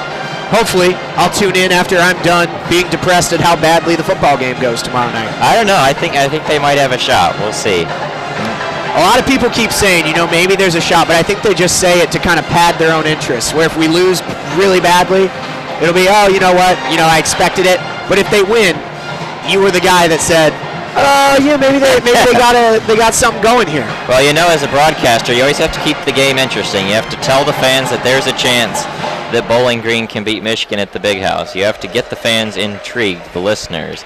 But just like there being a chance of Bowling Green beating Michigan in the Big House, not a lot of chance of the Michigan Wolverines, with one of the least effective offenses in the Big Ten, walking into Happy Valley against a top 5 defense at night in the whiteout and the number 2 overall team in the country. They're going to have to intercept Trace McSorley or get some fumbles. And they're not coming out of the arms of Saquon Barkley.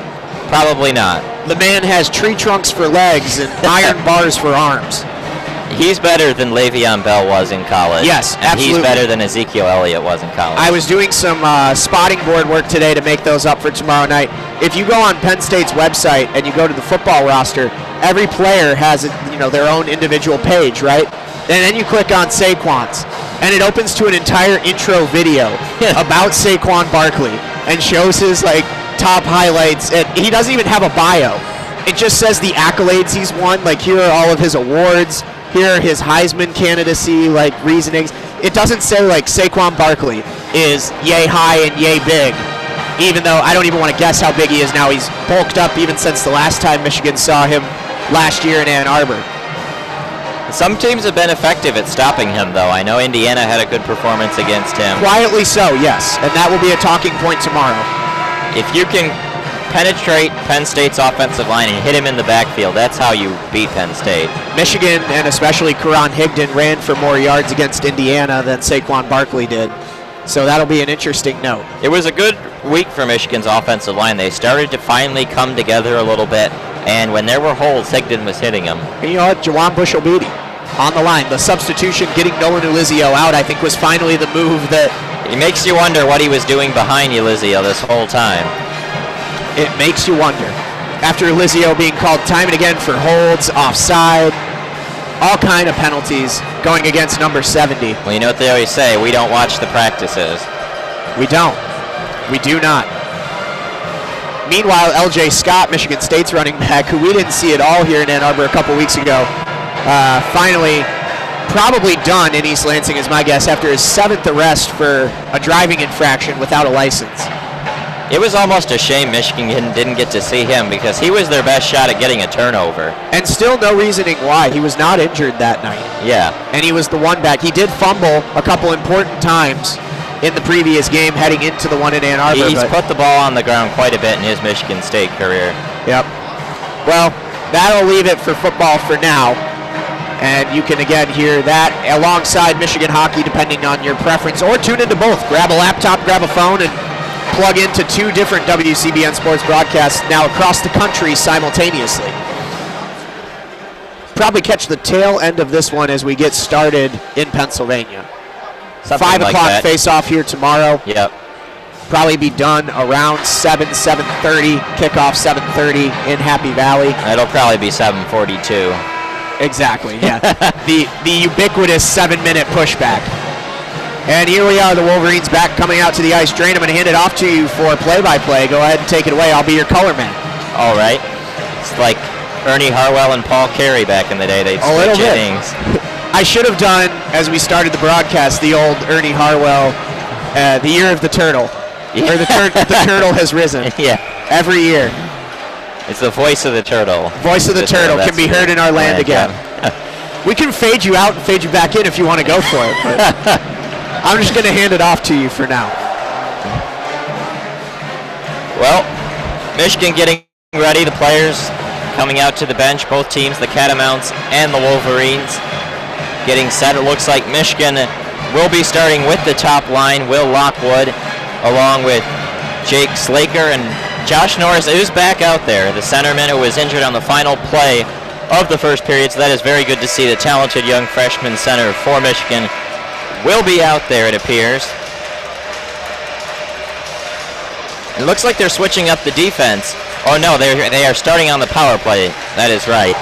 35 seconds remaining on the power play because Alex Ruse, normally a forward, is manning one of the points with Quinn Hughes on this first power play unit. And I guarantee you Mel Pearson drew something up for them to play here if they win away this face-off to start it. And they do not. Vermont wins it and clears it down into the Michigan end. LaFontaine holds it behind his own net, gives it to Quinn Hughes, who comes up out of the defensive zone into the neutral zone. Nice pass up to Josh Norris, cutting right in on that. Shot, rebound! And it is quickly cleared away by the Catamounts.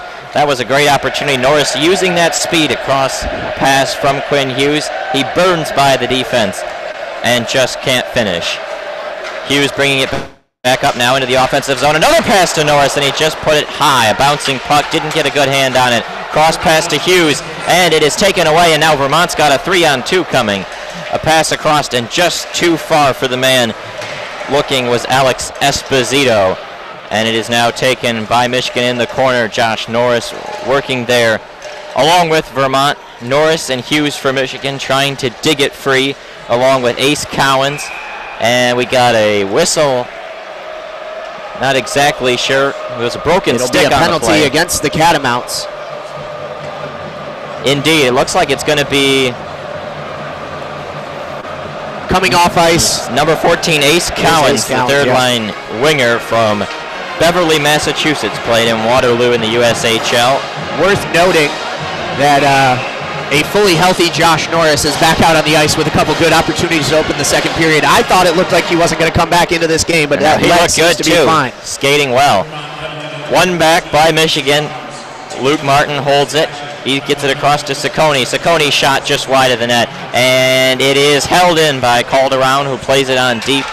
Out of the reach of Dexter Danks, out to Ciccone, who plays it back, and Danks just can't hold it when it's taken there by the Catamounts. They play it down deep. Corey Moriarty was the one who did clear. LaFontaine plays it behind the Michigan net, and he hands it off as the Wolverines get back set up for the rush to try to bring it in. Ciccone plays it along the left side board, swings it around, looking for Calderon in the corner. Battle out of the reach of Dexter Danks, but a nice pinch in by Ciccone, taken away. Did he keep it in? He did not. And Vermont, sensing the opportunity, plays it out, but a quick change of pace by the Wolverines. Danks battling in the corner before it is played back down once again by a talented penalty killing unit of Vermont, which we mentioned before the game is killing penalties at a very high rate.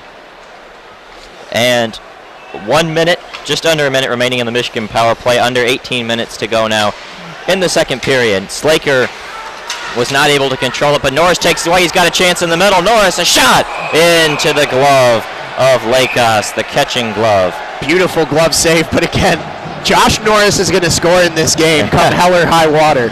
Oh, there's your hot take prediction of the game. Another fantastic opportunity, and Michigan with 4 shots already within 3 minutes of the opening period, 20-5 now overall, peppering the goalie Lakos, who has yet to give way. Well, he's Vermont's best player, and you say if you're the best player, prove it, big fella, and he's doing it so far for the Catamounts.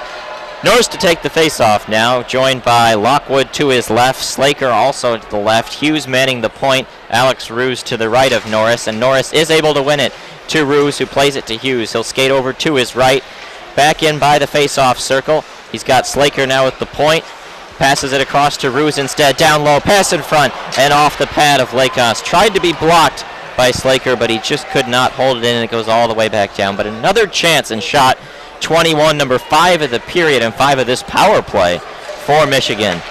Brought back in by Norris. It just played it off, and he gets knocked to his knees. Vermont plays it back down, and that will come very close to killing the penalty as we're under 10 seconds. LaFontaine plays it to Hughes, 5 seconds now, as Ace Cowens, the left winger, is about to come out of the box. Slaker brings it into the offensive zone, and a nice pass as taken away. Lockwood, nice little play to get it out of there. Still battled for. Lodermeyer has it, and his pass not far enough for Cowens, and Nick Boca, the defenseman for Michigan, back. He takes the puck and has his pocket picked almost, and now Vermont does officially take it away. They got some numbers up. It is Cowens along with his centerman Max Kaufman, and played into the corner. A nice hit there by the Wolverines. Can they get it out? Shoulder from Winborg. Indeed, the talented Swede Adam Winborg, and now Michigan clears it on down. It will be an icing for the Wolverines. Charge to them. Vermont will get an offensive zone face-off, and boy, they haven't had many of those in this game. And boy, I'll tell you what, Michigan, again, failed to score on yet another power play. They're now 0 for 3 on the night, or should I say 0 for 2? No, 0 for 3. But nonetheless, the shots are still in their favor, and they continue to push the pace of the game. It's only a matter of time until they finally do score. As long as they keep playing the way they are. And there's a face-off. One back by Michigan, played to Will Lockwood. He's got a man streaking up the side, but he'll just decide to chip it in as he dodges a big hit there from Ross Colton, the draft pick of the Tampa Bay Lightning. Now battle in the corner. Michigan working against Vermont. Raby along with Owen Grant for Vermont.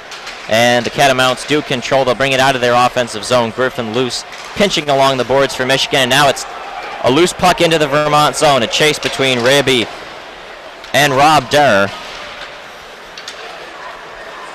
Vermont now takes it into the Michigan defensive zone. A shot is blocked as it is quickly taken away in a nice poke check and back out into neutral ice. Michigan looking to get it changed. That's Dakota Raby. He needs to get off the ice. This forward line needs to get off the ice, and Raby does get his change. Jack Becker is one of the Wolverines into the zone now for Michigan, and a shot from the point redirected out in front and just went wide. Close chance for Ruse. Michigan continuing to get these good opportunities, Alex. Hughes gets blocked, goes back to James Sanchez, and Michigan another nice pass, but just couldn't connect on the tape of Jack Becker. He's a transfer into Michigan, was a commit potentially to Michigan Tech, where Mel Pearson had been. He decided to follow his coach. Here in Michigan, Alex Ruse plays it now in deep. Becker, short angle shot is blocked successfully by Lakos, but another pinch in, and Michigan just keeps putting it in the offensive zone. Vermont gets set up, a nice little pass. Quinn Hughes fell down. It's an opportunity for Vermont right in. Woo, and a good save by LaFontaine. It was Liam Coughlin who got free off the trip of Quinn Hughes. Well, that was not a trip, Jeremy. That was just him falling down. He tripped on himself and got wide open on the right. But, boy, he had a lot of net to choose from there, did Coughlin, and he chose to go directly at LaFontaine. He didn't try and go short side where it looked like from our angle on the near side that he had a lot of space. Yeah, nothing fancy there for Vermont as we're now under the 15-minute mark, 14:37 to play. Scoreless still between the Michigan Wolverines and the Vermont Catamounts, but the shots, boy, are they lopsided. It's now all the way up to 20 for the Wolverines to just 6 for Vermont as 14:37 to play. Of course, in period 2, both teams huddling up at their bench, and you got to think the Vermont Catamounts are just talking, how do we change the pace of this game? They've had a couple opportunities, but just not much going on there for them. They need to find a way to break up Michigan's puck possession game, maybe get a little bit more physical. Well, if I'm Vermont, I think part of the reason that I'm doing so poorly right now is I can't clear the puck every time Michigan gets down in the offensive zone. So all you need to do, quit trying to look for the little out pass to get the for sure clear. Just bat the heck out of the puck until you get rid of it. Indeed. And they get set up now in the face-off circle. It's the fourth line for Vermont. Lodermeyer along with Craig Pruffer and Alex Esposito. Lodermeyer to take the draw. The defensive lines is the top pairing, Matt O'Donnell and Christian Evers for Vermont. And that face-off looked like it was won by Michigan, but they just can't control at the current moment. And now it's played out. All the way back down, it's Christian Evers. He passes it too far for his man, and it goes all the way back down. That will be an icing as Nick Boca gets there. It's hybrid icing here in college hockey, much the way the NHL has now adopted it. You know, players will complain all the time about no-touch icing, but it really is the safest way to go, and you can hear it on just about any NHL broadcast you listen to. Yeah. People complain about the fact that they're really eliminating that battle for the puck, but so many guys have gotten injured heading down into the boards deep and hard like that. I think it's a good decision. I would agree. Adam Winberg in the fourth line for Michigan going to take this draw along with Jack Becker and Brendan Warren, and comes out to Sam Piazza, the senior, who plays it down into the corner, and Vermont is finally attempting a big hit there. Great hit by Winborg. As he would say, jättebra. And Warren now loses control, still Christian Evers as he gets it out, and now a little opportunity for Vermont. It's Craig Puffer, and his shot is blocked. Sam Piazza got the skate down, and now it comes free, and all the way back down is Michigan. Brendan Warren is the first one there, but Lakos smartly comes out to play it, but held in, a little line change out in front, a pass shot into the glove of Lakos. I'll tell you, that was a great 1-2-3 from Marody back to Warren, and then right in front, a fantastic opportunity and a great look for Dakota Raby, and just unable to put it near side over the shoulder of the keeper, Lakos, and that's a great save under pressure. It really is, and Michigan got a little lucky there. Marody was just coming onto the ice, and he was right place, right time, and set it up perfectly. He wins the draw back. It is Luke Martin. He plays it to the middle now, and a shot redirected out in front, Michigan just keeps on getting those opportunities. Vermont's going to try to clear it out, and they just do. Alvaro plays it into the Michigan defensive zone. Luke Martin, the second-round pick of the Carolina Hurricanes, plays it. And now Vermont and Michigan both scrapping shot in on net. Redirected. The Catamounts still controlling it in the Michigan end, something they haven't done a whole lot tonight. Tony Calderon among the people battling for it, along with Cooper Marody. Out they come. And it's Quinn Hughes, the defenseman, up on the rush. He slows down, steadies to the point now. It is Luke Martin back down low. Hughes turns around, and he'll hand it off to the captain, Marody. Marody curls around behind the net, back out to the point. Luke Martin, nice pass. Hughes, a shooting lane, obstructed, and Lakos just does get the glove on it. I'll tell you, that caught the skate of Tony Calderon in front. He tried to give it just that little tapper in under the 5-hole of Lakos, and Lakos was very aware of where the puck was, almost immediately lunged forward out of his comfortable spot between the pipes. And boy, Lakos is just proving that he will keep Vermont in these games no matter what. This is the type of night that if this were pro hockey, we'd be saying he's earning his paycheck, and unless he was playing for Louisville, I don't think he's getting paid. So I like that. That's a good one. It's funny because Louisville paid their players.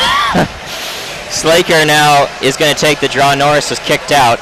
He does sort of win the draw, but Lockwood unable to control, and out comes Vermont, taken, intercepted by Norris, and Michigan recontrols, but the pass too far for Michigan's forwards, and a nice little play there by Ross Colton. This first line of Vermont forwards is out there. A little shot redirected by Michigan out to the point. Nice takeaway, and they got an opportunity. Will Lockwood on a breakaway. He's right in on Lakos. Deke shoots, and a pad save by Lakos, and a big hit by Josh Norris. He's not hurt, folks. He is laying the hits out tonight. Woof.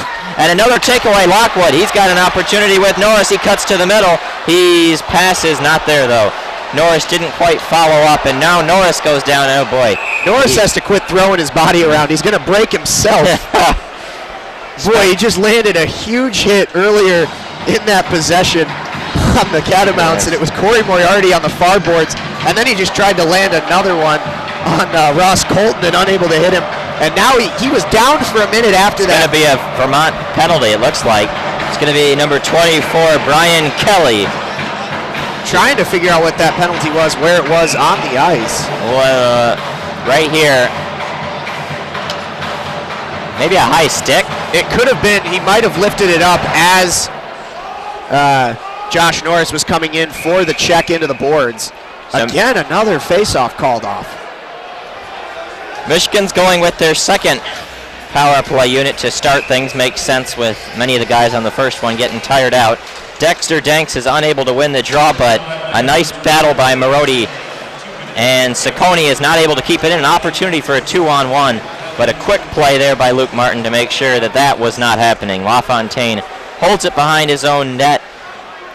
Luke Martin steadies it. He'll get the troops set up as Michigan comes out. We're just under 12 minutes to go. A pass too far for Marody, who chases it on in. Christian Evers, the defenseman for Vermont, now taken by Michigan, battling for it into the middle. Luke Martin holds it across to Ciccone. Ciccone waiting, looking for his opportunity. Across Martin, back to Ciccone, out in front. Puck is loose right in front, and Dexter Danks just couldn't bury it. There's still men in the net. A shot and a save. Marody again just keeps shooting it, man. And he holds it. He should play it out to the point as he gets pushed down, and Vermont has a chance to clear, but they cannot. These penalty killers are tired, and a shot blocked. Tried to play across Ciccone. Here's another one. Short side, Dexter Danks. Now behind, he's going to play it for Marody. These penalty killers have got to be gassed for Vermont. A shot to the middle, and they're saying an interference call, I think. And now some pushing and shoving between, is that Christian Evans and Dexter Danks, indeed. Danks noted as a scrapper, and yeah, they call him for interference. Might have gotten too close to the goalie, perhaps. And that will throw away what was turning out to be a fantastic power play effort early on. Just my goodness. Shot after shot after shot from Michigan. They are now at 27 shots to just 6 for Vermont. Stefanos Lakos is like a brick wall. Michigan keeps shooting a machine gun at him, and he just won't give way. Well, if you shoot him enough, the bricks will fall. That's what they say. They had a couple open opportunities right out in front, right in the crease, and just unable to do anything with it. That's the third time tonight that Michigan has had an open puck opportunity on an open side of Lakis and unable to finish off an awkward bounce. And the draw won by Norris, and Michigan will possess. We'll have 50 seconds of 4-on-4 action before a minute 10 of power play for Vermont. Norris brings it on in. His shot just wide of the net. Maybe got a piece of Lakis, but not quite sure, as Vermont now brings it up. And Norris just goes right in and takes the puck right away, but just was not able to control, and he went hard into those boards. Boca attempted to poke check, got beat. Quinn Hughes is the one going to play it around behind. Interesting defensive pairing with Boca and Hughes. They are not the normal defensive pairing. It's normally Hughes and Luke Martin. Boca got stuck out there on the line change. Indeed. Slaker, his shot, short side. Ooh, and he is... It was a shot in from Slaker on the near side, and then as he followed the shot in, he crashed a little too hard. Yep. And I think they're going to call it for the penalty on that one. So it's going to be a 5-on-3 coming for Vermont in about 6 seconds. Indeed, it'll be a minute and 10 of 5-on-3 action. So this is the chance for Vermont. You know, your goalie has kept you in it the entire game. And we mentioned it in the pregame show, Michigan giving up 6.5 penalties a game coming into this one. And again, shooting themselves in the foot. They turned what was a fantastic power play just 30 seconds ago into now a 5-on-3 opportunity. It's a totally undisciplined penalty there. And that's what you expect from a young team like Michigan. But again, it's just, it cannot happen, especially for a player like Slaker, who's got a little experience under his belt, given not a lot, but a whole season in which he played a lot. Well, the draw looked like it was won by Michigan, but they did not control it, and here comes Vermont right in. They're going to get their guy out of the box. It's now the 5-on-3, and that shot is wide of the net. Saccone is one of the penalty killers out for Michigan, and they are able to they do clear it. It was right along the blue line, but Vermont decided we'll just take it out and set our guys up. A nice play there along the boards by Brendan Warren. He got low, got physical, took the puck away, and it was cleared all the way back down for Christian Evans to rekindle, as he slipped a little bit and needs the help of his goalie Lakos to just tap it gently to him as they bring it back up. It's O'Donnell. He brings it into the zone, and he'll just play it along the end boards to the point. Evers, he holds, and that's the luxury you have with 5-on-3. A shot is saved there by LaFontaine. So it'll be 24 seconds of 5-on-3. That was a better save than it initially looked by LaFontaine, too. There was a wide open track over his back shoulder. Yes, indeed. Gearing up for that shot for Vermont. It looked like it was Bryce Misley, and he just missed. That looks like Lockwood taking the draw, along with Raby and Luke Martin, the 5-on-3 unit for Michigan. They're going to get Dexter Danks out of the box in 15 seconds now. To the point, Evers down low, too far for the man along the side, played off to the side. Ross Colton brings it back to the point. O'Donnell's shot redirected in front, and a nice pad save as it is cleared all the way back down. Dexter Danks is out of the box, so 5-on-3 is killed, but they still got about 40 seconds to kill before the penalty is fully killed off. And the 5-3, a must score for Vermont. They blow it. Now they have to do something with 30 seconds left on the one-man advantage. Currently in the neutral zone.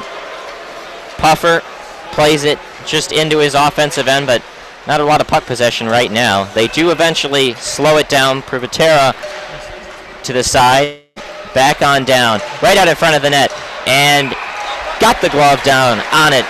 Does LaFontaine. It was weird. He was right in front of the net. No one was checking him. He had quite the gap there, right in the blue paint down in front of LaFontaine. And as you said, there was an attempted poke check there by the Wolverines, but really nothing doing outside of that. You know, the poke check is cute and all, but I just use my body and just hit him, knock him off the puck. No damage done. Norris to take the draw now for the Wolverines. They just have to kill off 12 seconds and they'll be free from the bonds.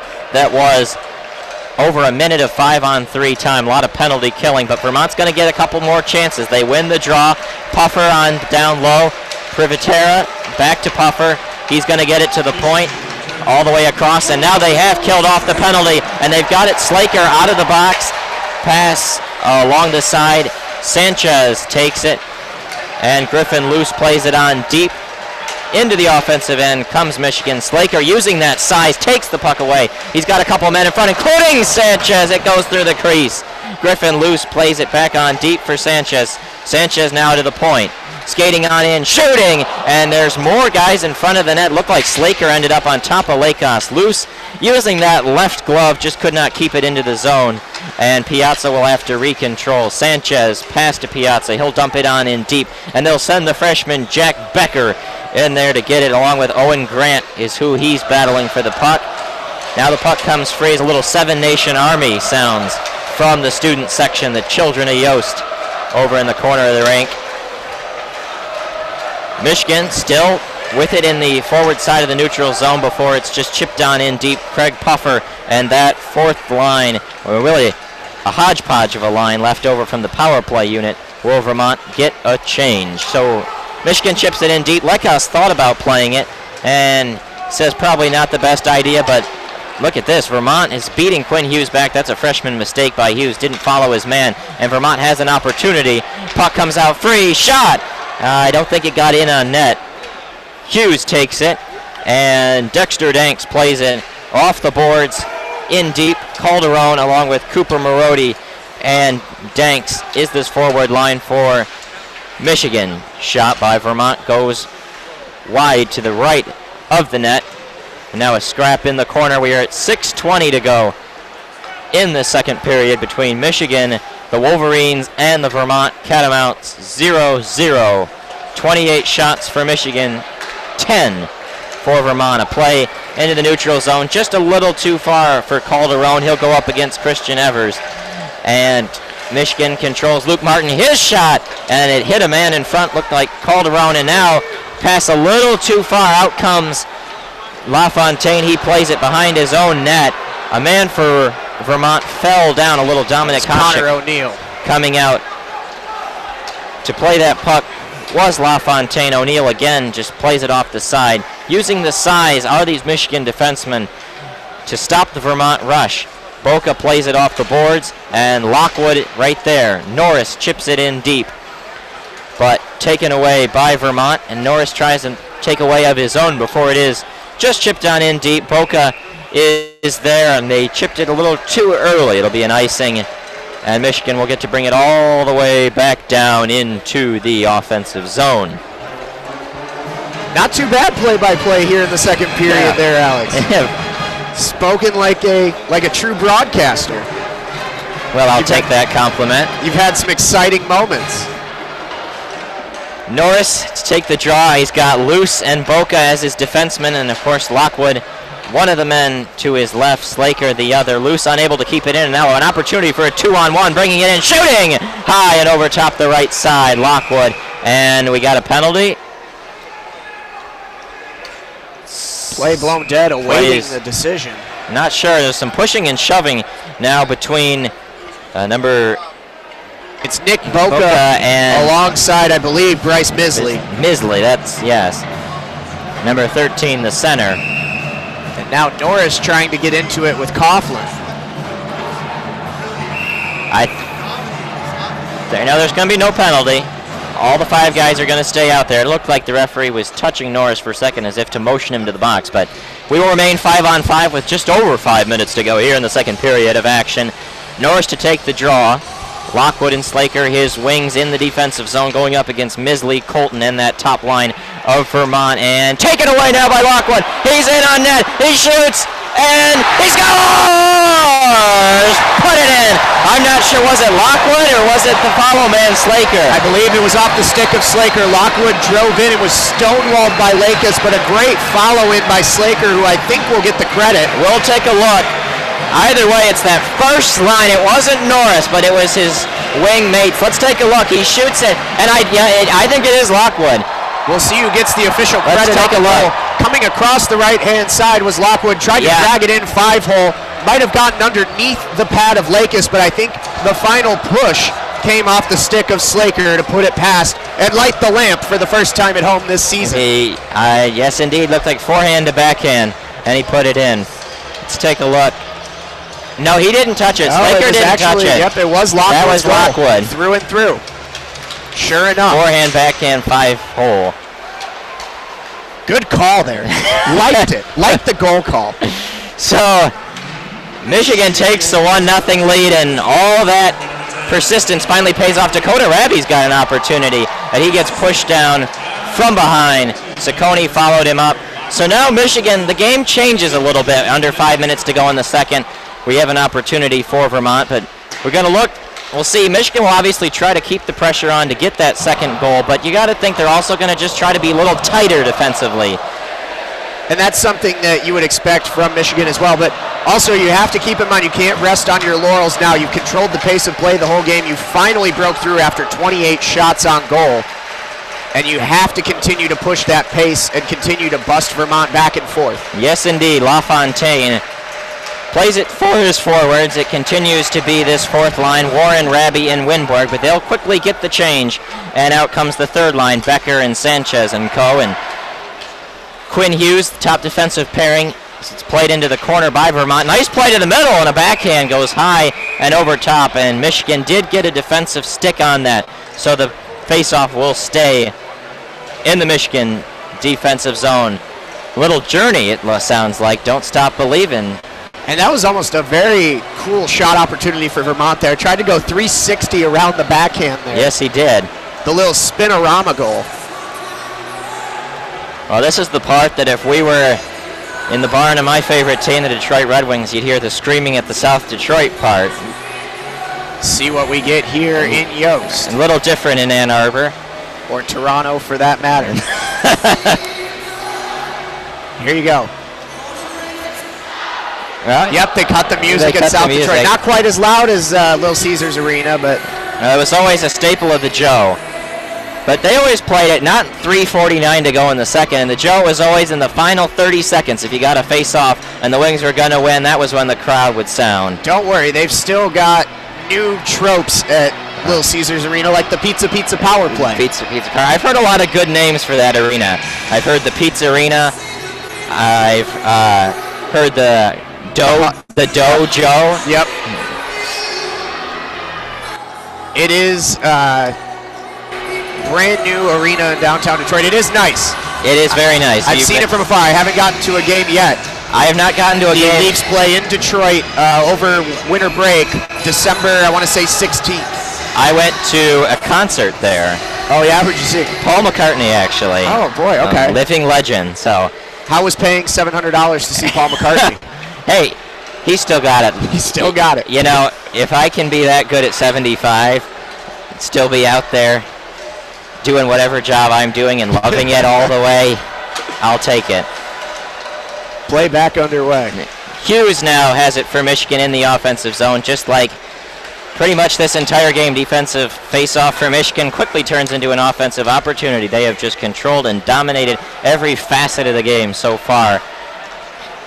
As this third line for Michigan, it's really a jumble of some guys. Sanchez now plays it. Al Ruse out there, Jack Becker. Sanchez has it behind the Vermont net before it's taken away as they get a quick line change.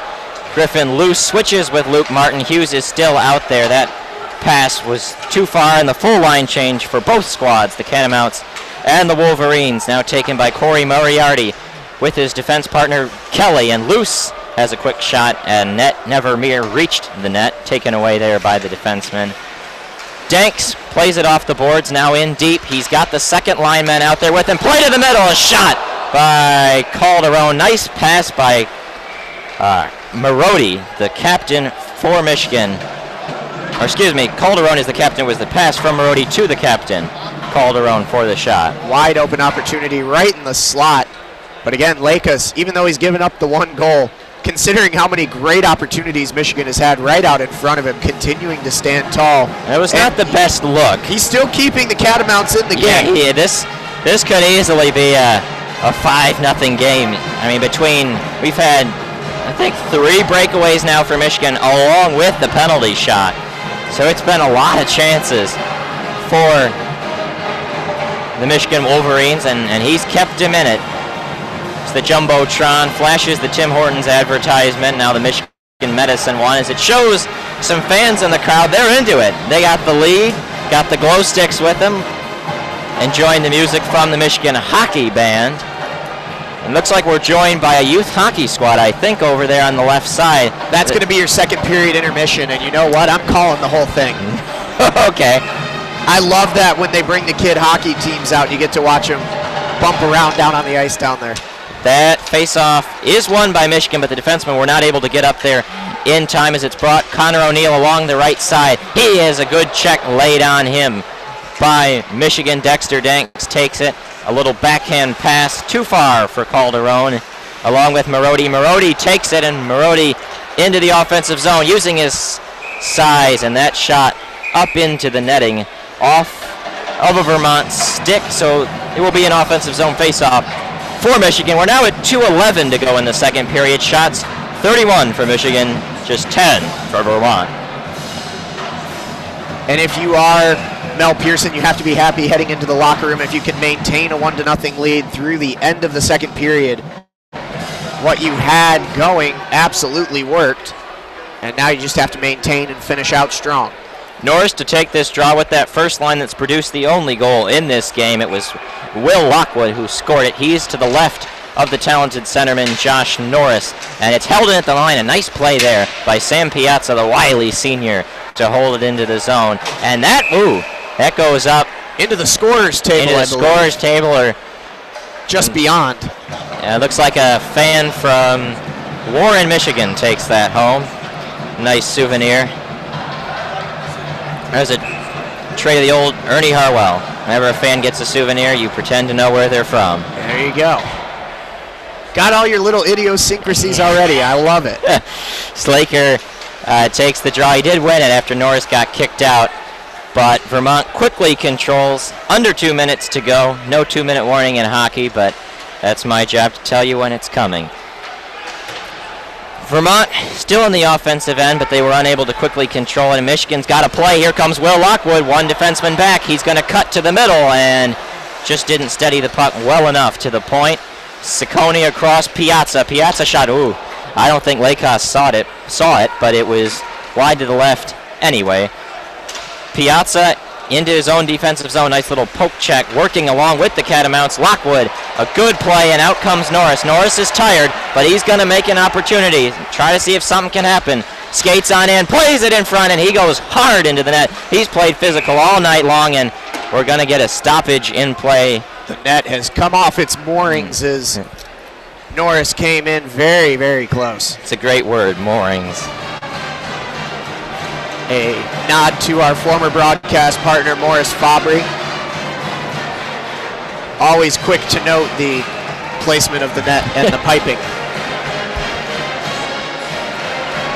So it'll be the fourth line out there for Michigan as we're at 1:09, the final stages of the second period. And they're kicking him out again. That is just an absolute lack of discipline for Michigan in the circuit. That's going to be a big part of practice this week, I can tell you. Hughes' shot just goes wide. Lakos didn't get a piece of it. Martin plays it in deep for the centerman, Adam Winborg of Stockholm, Sweden. A little chance. Warren cuts it. Scored! He put it in!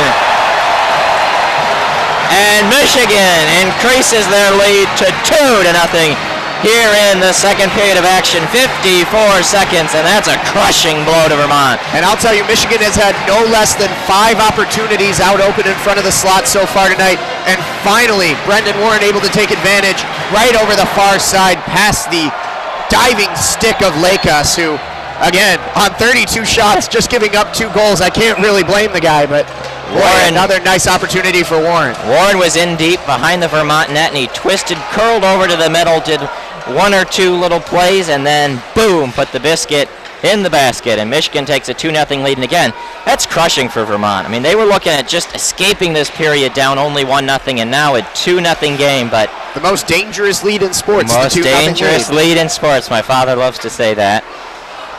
It's easy to lose it real fast. So Michigan can't get complacent. They can't get greedy. They got to just keep playing the way they've played. You want to sort of sit back and just guard your own zone, but It's the puck possession and the creation of offensive chances that have made this happen all night long. Vermont in the offensive zone plays it off the side of the net. We're now under 10 seconds. A shot blocked out to the point, and a shot there from number 3. That's Coughlin of Vermont, and now the period ends. It was a late hit from Kaufman on Griffin Luce at the end of the period, and a little bit of extracurricular. Yeah, pushing and shoving there. The 3 referees come in to break it up, and with that, hail to the victors sounds as both teams will go to their respective locker rooms. The fans stand and cheer as they salute their Michigan Wolverines. It took them a long time, but finally, after trying and trying, shots 28 and I believe 31 or 32 go into the back of the net for the Wolverines, and now we will have our second period intermission. I was your play-by-play man, Alex Drain, joined by color for that period, Jeremy Parks. How'd it feel? Felt good. I got a couple goal calls there in the second period, too. A little bit more exciting. Just a little, but boy, hats off to you. You sounded great. Thanks. Natural. Got a little bit of a little Doc Emmerich scramble down in front. I like it. Always happy to have another strong play-by-play man on our side. Hockey keeps you on your toes. It is by far the hardest play-by-play of any collegiate sport that we do here. So for you to come off of, what is this, your second overall broadcast? Second overall broadcast. You did a soccer game in this. Fantastic. Well, nothing but up for this kid. The ceiling is high.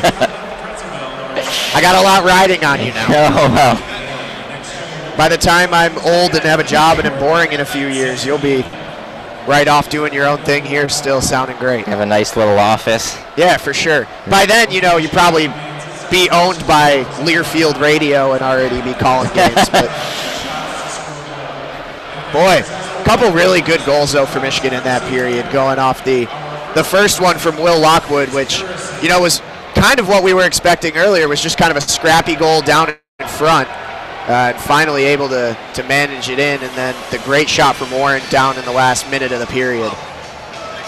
We'll talk more about it in a minute. We got to cover the score out. Yeah, we got a little contest here. A fella in a yellow Michigan sweater. He's shooting right-handed, trying to far off. Yeah, that one wasn't close. Trying to thread it in the little hole.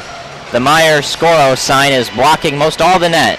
He sent another one, and that one just missed to the left, and so he is kicked out. And then we got a fan wearing the Michigan football shirt. He steadies a couple times and shoots. That one is wide to the left, so he will have a second opportunity. Waits and slings it. This one looks good, going in on net, and just to the left. Missed by about an inch. That one went off the heel of the stick, too. Yeah. Don't think he intended it, but hey. And now we got the real star here. Little kid in a yellow sweatshirt, and he's just to the left. Man, everyone's missing to the left. Wearing a white helmet. He'll get a second chance. He shoots, and they lift it up just to 10. No, they didn't. Right on target. They never lifted on the second shot for the kids, ever. He's going to go home with a Meyer gift card. I love the Scoro, one of my favorites. Again, thank you to those of you tuning in on 88.3 WCBN-FM Ann Arbor. You're listening to our coverage of Michigan men's hockey. Big thanks again to our in-studio engineer, Pete Monahan, and crew, pumping our sound out through the gloom tomb in the basement of the Student Activities Building in downtown Ann Arbor.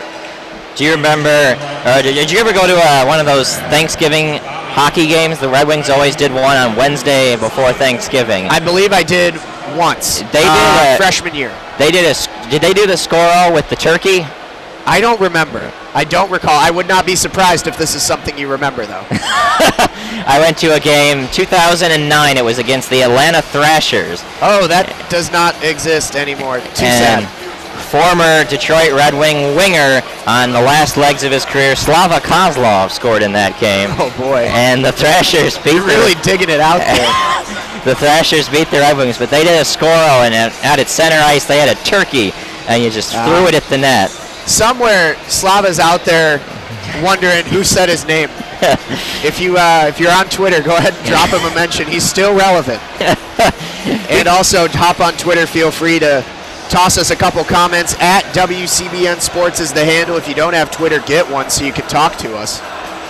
Love to hear your thoughts throughout the game. Compliment Alex Drain on his first period of play-by-play hockey in his young broadcasting career.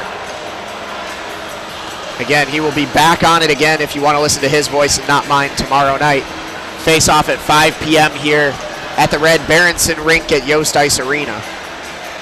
I will be out at the Beaver Stadium in State College, Pennsylvania. Michigan football will depress me yet again, but 10 minutes here in the intermission. Should be done well before 10 p.m. here. For those of you looking to tune in to Uncle Jay's show on 88.3 starting at 10 o'clock. Our man Jason Young bringing you the freshest beats on Friday nights. I thought you were dropping that because you have an early bedtime. No, not to worry. Want to make sure that the music fans of WCBN get what they want. 10 p.m. rolls around. They will have some hot tunes loaded up for you down in the basement of the Student Activities building.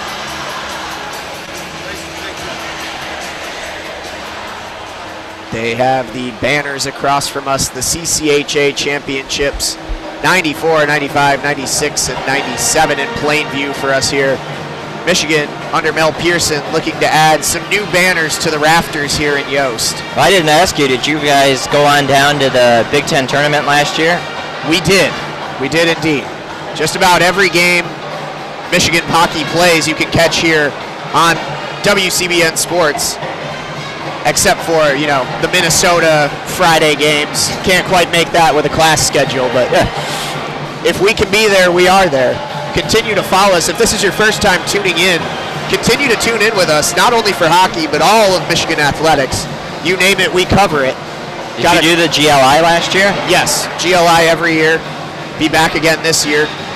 Got another neutral site game, I believe in February, against the Michigan State Spartans at Little Caesars Arena outside of GLI play. So that'll be probably my second opportunity to take in the new arena after the Leafs game against the Wings in mid-December. But again, continue to stick with us. We've got a great winter slate coming up. We'll have the conclusion of the Michigan football season, every game brought to you on WCBN Sports. Then we break into men's and women's basketball. We'll finish out the soccer season as well. Continue to bring you hockey all the way through the end of February and into the Boys of March. Alongside the March Madness, we get a little hockey in there as well. Well, hockey's got their own version of March Madness. Not as great, but still pretty darn good. We were talking last night, debating the merits in our group text of college basketball and the NBA. College basketball is way better. Absolutely. The NBA is not a close. garbage heap. The NBA it's great. It is great if your team is doing really well. Yes. Again, getting the stat sheets here from the in-house folks at Yost. We always appreciate that. Looking at shots last period, Michigan in the second, 16-5, almost mirroring the first period, 17-5. Grand total of shots, 33-10. Vermont has blown a couple really good opportunities. They had the best opportunity tonight to take a lead back in the second period when they went 5-on-3 for nearly a minute, unable to do anything, and then couldn't score on the man advantage either. They're 0 for 3 on the power play. And the game was scoreless at the time, yes, if I remember was. correctly. It that was a crucial crux, because that would have changed the entire game. Yep. If they had been able to convert one of those opportunities. Michigan not great on the power play either, 0 for 4 on the night, but their 2 goals coming at full strength. But there's only so much you can do. And none of those power plays were, you know, helter-skelter, guys in the neutral zone don't even know what's going on. I mean, they were good, focused power plays. They just didn't finish. And again, penalties by minutes. Vermont has spent 10 minutes in the box so far tonight. A lot of time for Michigan to continue to try and work, but still, the game far from over. We've got a whole third period to play, and Michigan holding on to a 2-0 lead as we come towards the close side to the end of the second period intermission here at Yost Ice Arena. It really did fill out here after the first period too. The sides on the north and south ends of the arena have really filled in up to the top there. Well, this is a nice opportunity. It's Mel Pearson's first game, and when Mel Pearson is being inducted to the Hockey Hall of Fame right next to Red Berenson, you can say you were there at his first home game. Hopefully a nice turnout tomorrow night with no football to be had in Ann Arbor. Well, if Michigan plays the way they do right now, tomorrow might be worth coming down here and not watching the football game at all. Get yourself a ticket. I'm going to tell you again, I think you get out of here right around kickoff, so you get the hockey game in and then jump over to one of the South University favorites, catch the game. Come out on Thursday nights to hear the WCBN Sports Crew DJ at Good Time Charlie's. A new aspect of the WCBN Sports operation. We are into the music realm for those of you that are music fans at WCBN. Come on out and request your favorite songs. 10 to close on Thursday. Austin Falco, Austin Fisher, and myself, all WCBN alums and all music requests. Well, every Thursday night. We'd like to come on in if they'd let us in the door, but yeah, sorry, we can't let you in yet. You're going to get there, though. Don't worry. Your time will come. And now the Blues Brothers, as always. You know what I'm really excited for? The one big road trip for football this season. Getting out to Wisconsin in Madison to see the jump around at the fourth quarter. That'll be fun. In which their architectural school has actually measured before, and the stadium does shift several centimeters when they do the jump around. That's pretty neat. It sounds really dangerous, though. I don't know if I want to be in a press box up high when the stadium itself, the foundation is shifting. There's actual displacement because of how much they jump. Sort of like that stat that Hawaii gets, what, like 8 inches farther from the U.S. every year? Yes. Boy, oh boy. Interesting inconsistency between this score sheet we've been handed in the Jumbotron. The score sheet says 33 shots for Michigan. The Jumbotron says 32. Well, I would use the in-house statistics via stat broadcast, but the University of Vermont running it tonight has blocked us out. We could not find, the first time I've ever seen an online broadcast stat sheet go locked, and we could not find the code, so we've been going, eyeballing the stats and keeping tally here up in the booth. They're secretive up in Vermont. Yep. As they should be. They got to keep the game plan hidden from the Wolverines here as they're trying to fight back from a 2-goal deficit. Always fun when you see the older people reclaiming their glory days and doing the Blues Brothers. I know I'll be one of them someday, so I can't laugh now. And they are now flashing the students up on the Jumbotron. That's when your wife will tell you, JP, you're too old for that. I don't think she would. And if she does, maybe it's time to reconsider, because there's never being too old. No such thing. That is one of the favorites here at Yost. Got to imagine all the freshmen in the crowd tonight learning all the chants of the children at Yost. Always an introduction to some salty language and some very clever one-time jokes. I have a younger brother. He's 10 years old, and he loves coming to the hockey games just only to hear the the chants. To the Drain family listening at home, you got a gem here on your hands. Get out to Yost and hear him sometime. As you can probably hear, they cut the band out, but the students don't stop. We've got 2 minutes and 30 seconds remaining in the intermission here. Coaches are slowly working their way back out towards the benches. Now let's ask a question here, do a little bit before we start in the third period. If you are the head coach for the Catamounts, Kevin Snitten, what are you looking for from your team here to open up the third period to finally try and break through on Michigan? You've only put 10 shots on the whole game. How do you bust something through early? You have to try to take some chances. I mean, at some point, I don't know exactly what you dial up, but what's the point of being defensive? You have to try something new, maybe a little bit more dump and chase.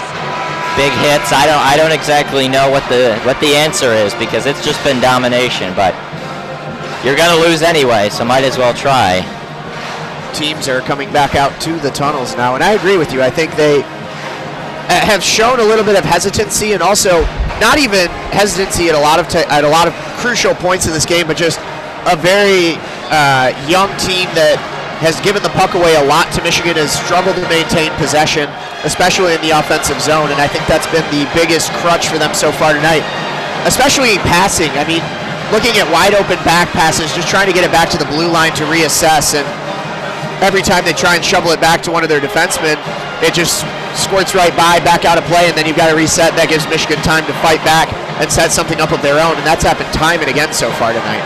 Michigan's controlled the physical element. They've gotten a lot of big hits in. I don't remember one big hit that Vermont laid on Michigan, so they need to try to reverse that too.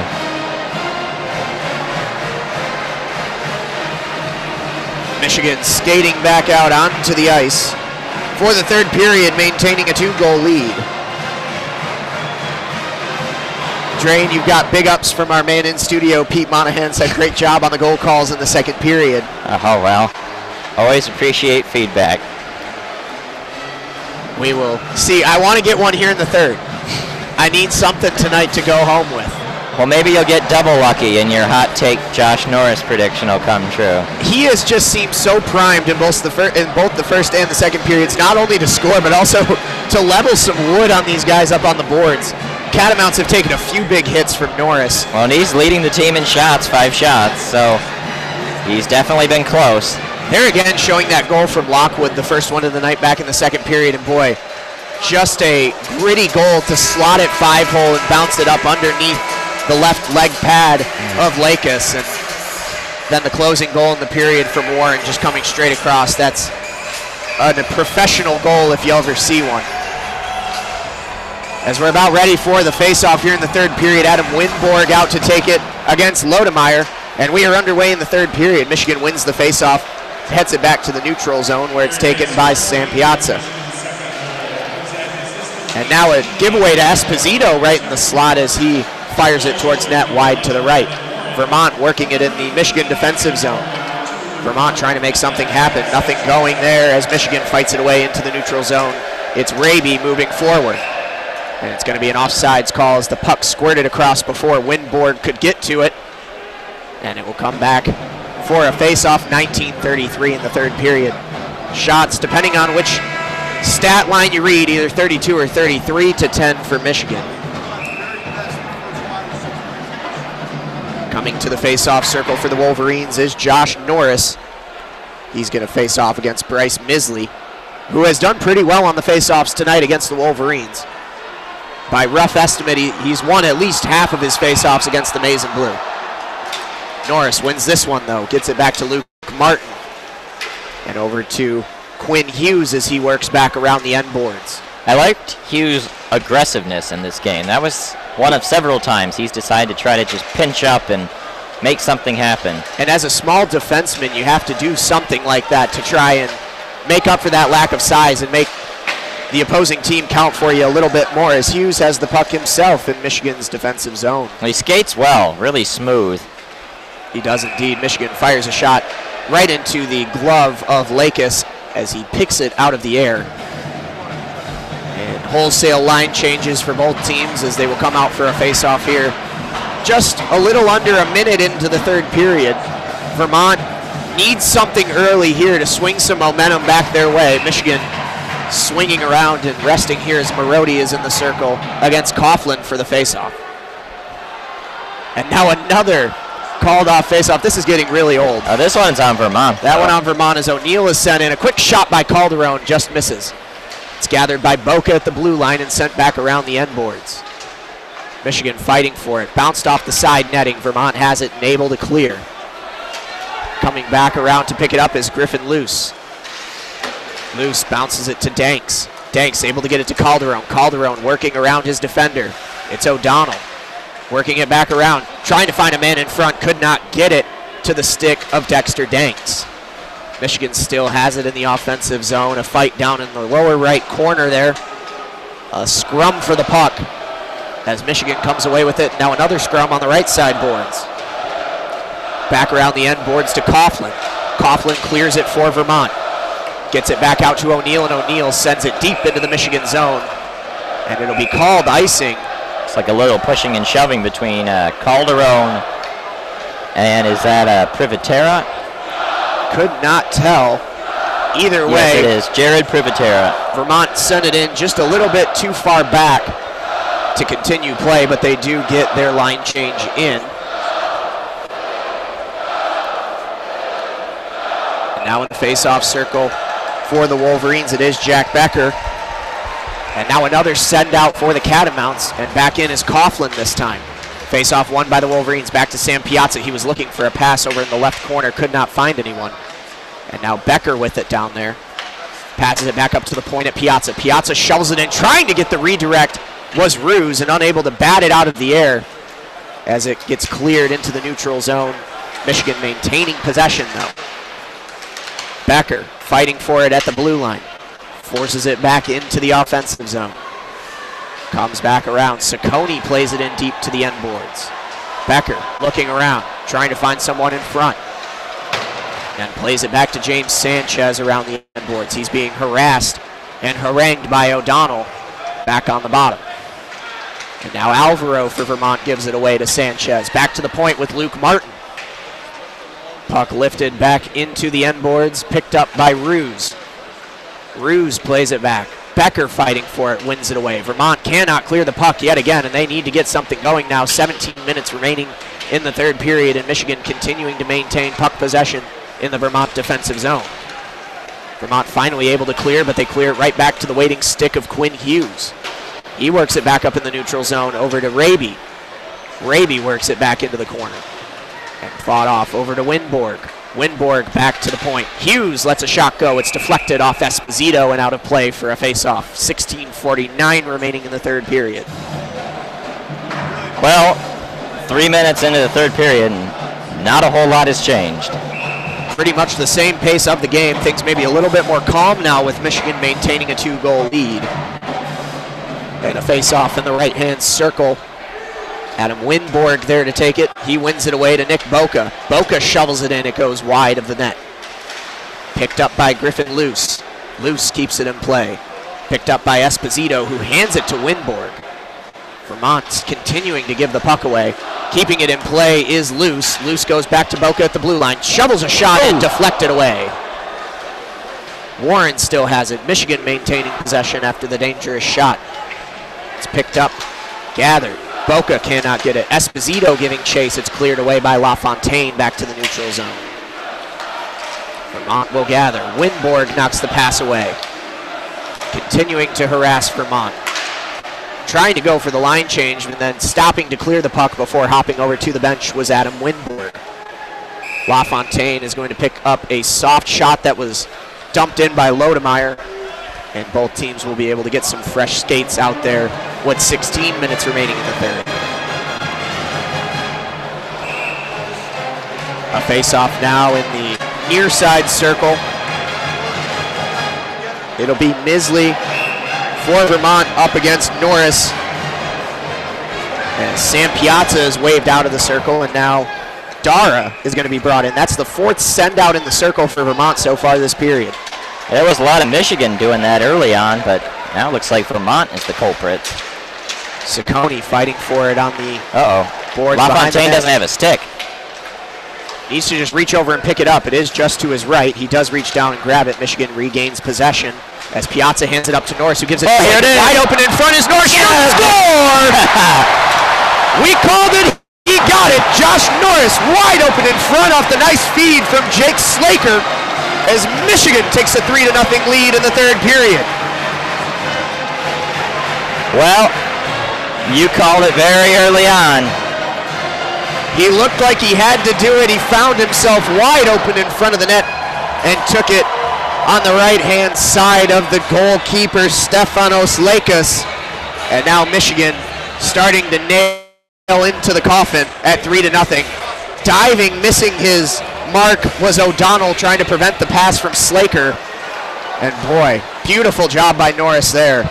Well, we talked about needing the first line to step up, led by Norris, and that is what they have done tonight now. 2 goals, Lockwood and Norris getting into the action. They just need one for Slaker to finish it off. Back underway, and we're already, Michigan again letting a shot go, trying to find a redirect, cannot. 15-17 remaining here in the period. As it's O'Neal with the puck, he gets it back to his point man Moriarty. bounces off of Dexter Danks on its way in. Worked its way back out to the boards. O'Neal looking for someone in front. Nobody's there. We'll say one thing I've noticed. When Michigan is in the defensive zone, which hasn't been very often, but especially on that penalty kill, and then just right there, they have blocked a lot of shots tonight. Tony Calderon dumps the puck in and allows the Wolverines to get a line change here. Bringing back out the third line. Sanchez fights away in the neutral zone and gets it back to Griffin Luce. Luce to Boca around the end boards. Ruse with the puck was trying to find Becker but could not. And now Vermont with the puck. Kaufman lets a shot go close to goal and it goes wide left. Ruse gets it up to Sanchez, who handles it in the glove and drops it. Just shy of the blue line, Michigan gets it in. Moving around are the Catamounts, trying to find something to set it up. Trying to keep it in play was Luce, unable to do so, and Sanchez hits it back to Becker. Picked off.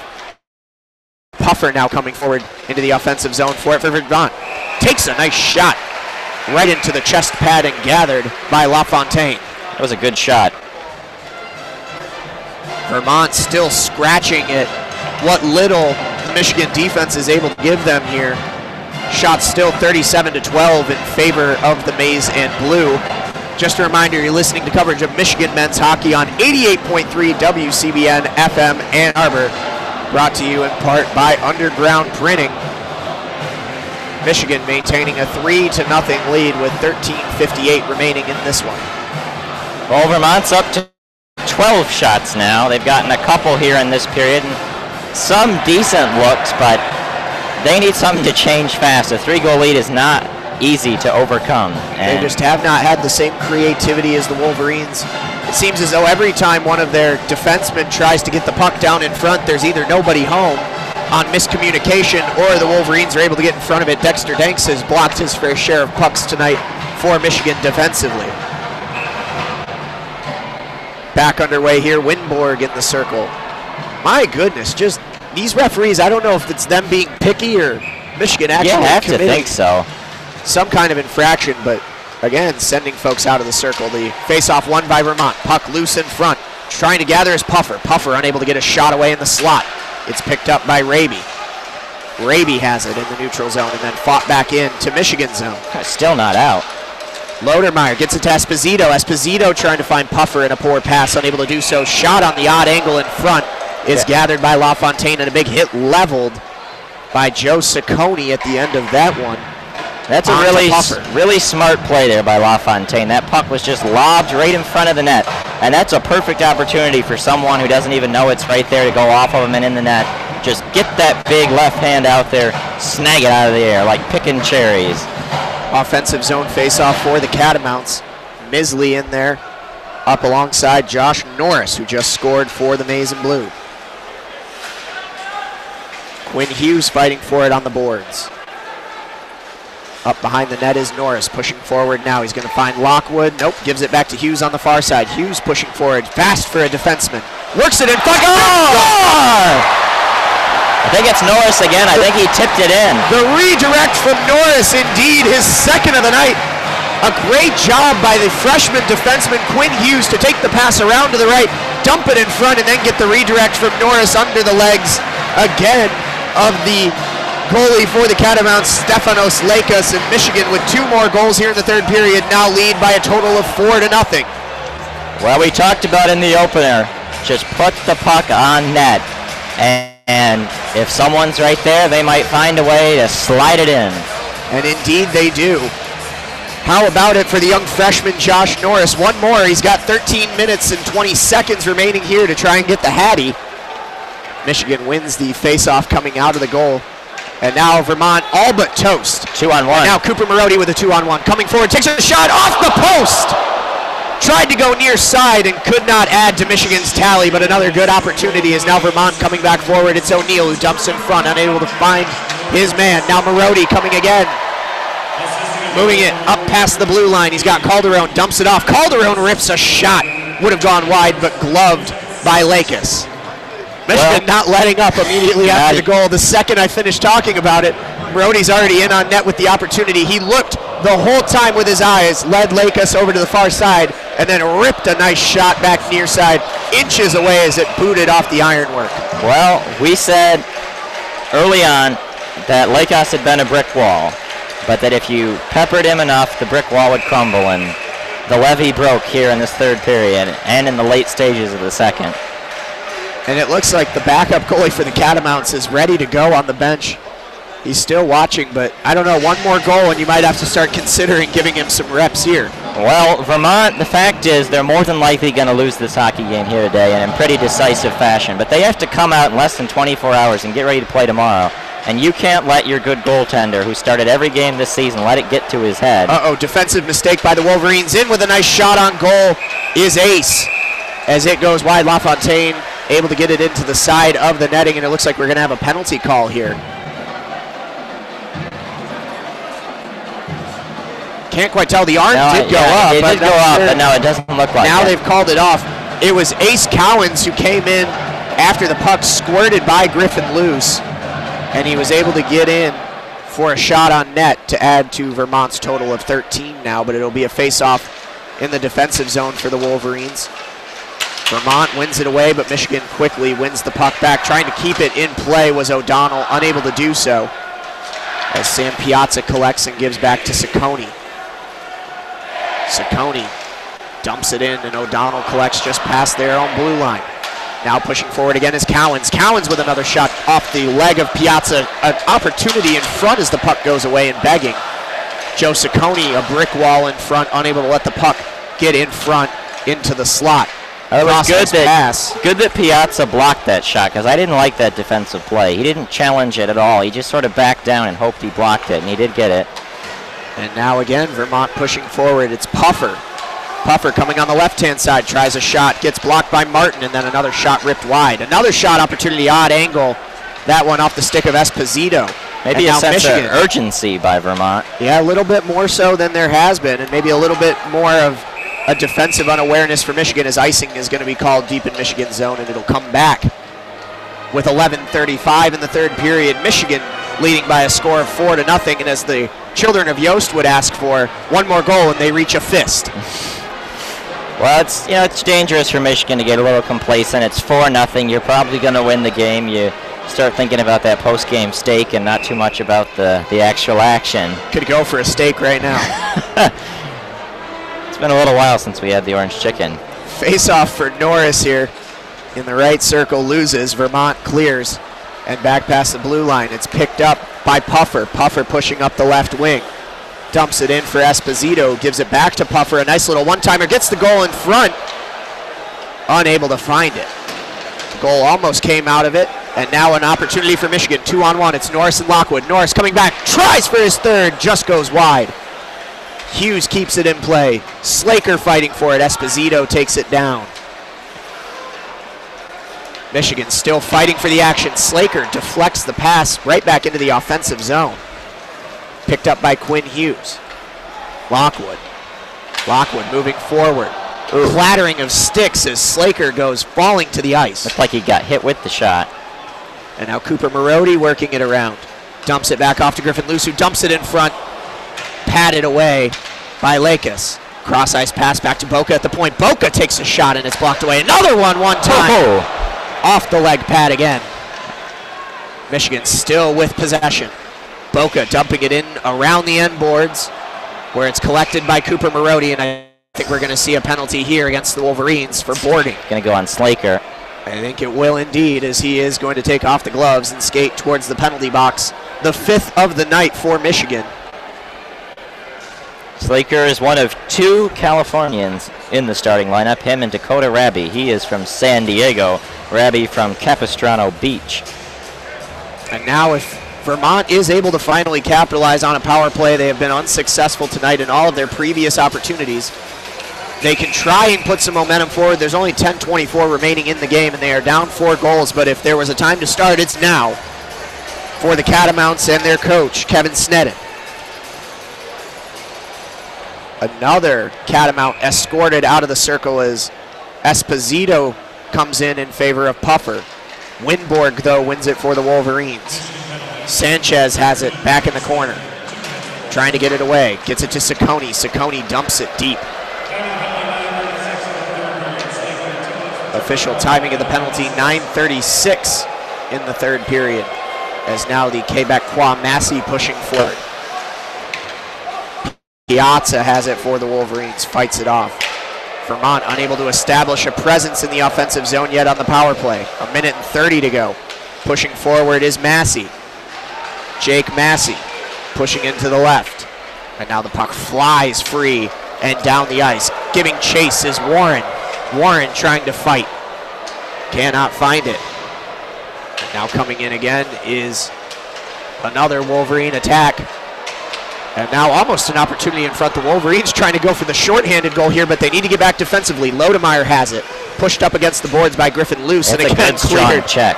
Boy, strong checks and strong clearances from the Wolverines on this power play. Over halfway, 55 seconds left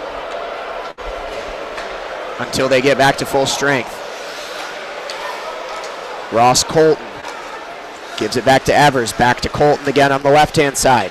Shoots it in, scores! Beautiful shot on top of the left circle from Ross Colton of the Catamounts will end the clean sheet night for LaFontaine as he went far side right over the blocker and into the net for the first goal of the night for the Catamounts off the power play. That didn't look obvious or anything. He just deked in a little deep, little drag, shakes Boca, and boom. Nice toe drag. That might have actually gone under the pad. It might have. On the slow-mo replay, but nonetheless, Catamounts get one back. It's 4-1 Michigan with 9 minutes remaining here in the third period. And Michigan with a quick opportunity off the faceoff. Marodi loses it in the slot. Luke Martin throws a shot in, unable to get the redirect in front was Dexter Danks. And now Ace Cowens gives it up to Max Kaufman. Kaufman coughs it up. Quinn Hughes, nice deeks. Boy, for a defenseman does the kid have moves, and he brings it into the offensive zone for the Wolverines. That's why he's so highly touted and why all the NHL scouts want that fella. A nice hit laid out by Dexter Danks, wins the puck back for Michigan. Now Cooper Marodi with it on the right wing. Marodi dumps it down into the corner, and it's pushed back to Luke Martin, who shovels it back to the left corner again. Danks pushing it back to the end boards where it's picked up by Marodi. Marodi back to Ciccone. Ciccone thinks about it, doesn't, then lets in a softer shot that has to be fought off and sticked away by the goalkeeper, Lakis. Now Coughlin pushing forward. Coughlin moving to the right wing, now wrapping around. Will he look in front? He will. Finds a wide open shot. Almost scored. How did that stay out? It was the post, I think. What an incredible opportunity for Owen Grant, who found himself wide open on top of the slot. Could not put it home. Looked like it deflected right behind LaFontaine. Almost the second goal in as many minutes for Vermont. Well, Michigan needs to just steady a little bit, get back to what they've been doing. And now 7:24 remaining here in the third period. Michigan with the puck in the offensive zone. It's fought away back into the neutral zone. Good clear for Vermont. Now back to set up again. Pushing that puck up all the way down the ice, and a very fast icing there as it will come all the way back. Going back to that goal again for Vermont, their first of the night. Ross Colton, the draft pick for the Tampa Bay Lightning. And he just came down that left-hand side, and as you said, a quick toe drag over the top of the circle, and he went right underneath the legs of LaFontaine, who has now given up 1 goal on 14 shots. Well, it wasn't a bad penalty kill by Michigan. Nope, and a tough way to lose a clean sheet. Michigan's still up 3. Working the way back around the backboards is the Wolverines. Trying to look for somebody in front was Raby, unable to find him, as Vermont wins the puck away and they work it down the ice. Winborg gets tied up with Misley. And now Michigan with it in the neutral zone. Warren gives it to Winborg. Winborg goes down the ice. Tripping is O'Donnell. Winborg lets off a shot that goes high and wide. Puck kept in play nicely by James Sanchez as it wraps all the way around and back to the near side. Martin tried to get the redirect from Winborg. It went off his chest and across the face of goal. Puck worked down into the Michigan defensive zone, and again, too far back, icing. Quite a few icing calls in this period, and again, it'll come back down to the far side. Well, they are doing a little bit of the dump and chase. That's what the icings have been coming from. And it's worked okay. Yeah. You have to sacrifice a little bit of pace of play. A lot of stoppages here with 6:15 remaining. And we will have a 1-minute timeout for the teams here. Michigan maintaining a 4-1 lead. You're listening to WCBN Sports coverage of Michigan men's hockey on 88.3 WCBN-FM Ann Arbor alongside Alex Drain. I am Jeremy Parks. Here on the newly named Red Berenson Rink at Yost Ice Arena. Man. I want to go back to that goal again, though, for Josh Norris a little bit ago, where it was a beautiful pass from Slaker past a diving O'Donnell. And boy, that kid is skilled. He really is. He really is. I don't want to know how high he could go in the NHL, but he went high enough in the draft where a 19th overall pick is finally showing his skills here on the ice in the maize and blue. Well, this is only his third real NCAA hockey game. And he is running circles around Vermont. Big hit up into the boards earlier as well by Winborg. Showing some replays there as we are out of the timeout, ready to get underway. 6:15 remaining in the third period. Wolverines lead by 3. Shots 44-14 in favor of the maize and blue. Becker in the circle to take the faceoff, wins it away and gives it to Martin. Martin back to Quinn Hughes. Quinn Hughes throws it in front, a tie-up in front of net. Michigan gets the puck back and again dumped in by Martin.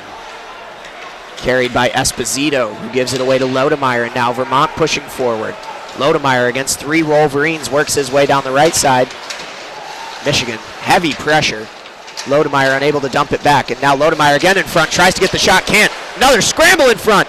Puck moves away out towards the right. Ruse goes down off the stick of Esposito. That's going to be a delayed penalty call there for the trip. Michigan will have an opportunity to work. Vermont cannot touch the puck, and they will go with an extra man as LaFontaine comes to the bench. 6-on-5 for Michigan with 5:30 and ticking on the delayed penalty call here. It's Quinn Hughes pushing forward. He finds Cooper Marody on the right wing. Marody has options, gives it back to Hughes. Hughes dumps it back, and it's back into the neutral zone. Michigan will regroup. Still, you can hold it as long as you want to, as long as you don't give it up. Quinn Hughes still fighting for it. Still in the neutral zone. He even thought he lost it. The referee's arm getting tired on the delayed penalty. Now Marody pushing forward up ice on the right wing. He's not going to have to do arm day this week. Finally, the Catamounts able to get a stick to it, almost a minute on delay.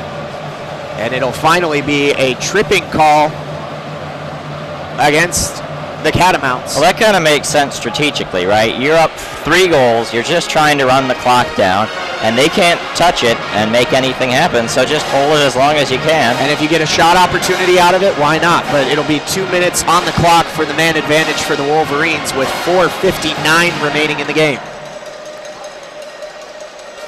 This should bring us down pretty close to the finish line. Again, for those of you that are waiting to hear the 10 o'clock show on WCBN with Uncle Jay, we will get there momentarily. We should be done right on time. As Jay will be able to take the booth and bring the hot tunes to the Ann Arbor airwaves. Michigan fans very pleased with the output tonight from their team. After a start in which they were dominating but could not score, they've now put up 4 goals since. Vermont has responded with 1 here in the third. 4-1. Back out of the timeout now and ready for the face-off on the right-hand circle. 1 away by the Wolverines again. Luke Martin steps back, hands it to Marody. Michigan on the advantage. Cross-ice pass over to Ciccone. Ciccone in and high. Michigan still with possession on the right boards. Marody back to Martin. Martin to Ciccone again. Ciccone back to Martin at the point. Over in the right circle to Marody. Marody looking for it. Cannot find it. Marody still dancing with it. Back to Martin. Martin over to Marody. He dumps the right circle. It's pushed away. Moving back around. Pushed away by Kelly. Vermont's giving Michigan space. Back over to Ciccone, trying to play the block game. Back to Martin on the left. Tried to find the cross-ice pass. Would have had a nice one-timer for Marody, unable to get it. Marody still has the puck. At the blue line is Luke Martin. A nice shot ripped in by Ciccone, unable to find anybody inside. Michigan still with the puck. Vermont can't clear. Ciccone dancing around above the circle. Shoots! Goes wide. Scramble for it behind the net. Michigan still with it. Vermont trying to clear, but shot right back into the back of the net. And now finally the Catamounts have the puck, and it's cleared by Coughlin. A solid minute there of good production for the Wolverines, but just one shot on goal. 42 seconds remaining in the power play, 3:40 remaining in the game. Quinn Hughes pushing forward, dumps it off to Ruse, and it's going to be offside. Ruse just in there a tad early. That will stop play. Wolverines will bring the puck back to the forward part of the neutral zone for a face-off.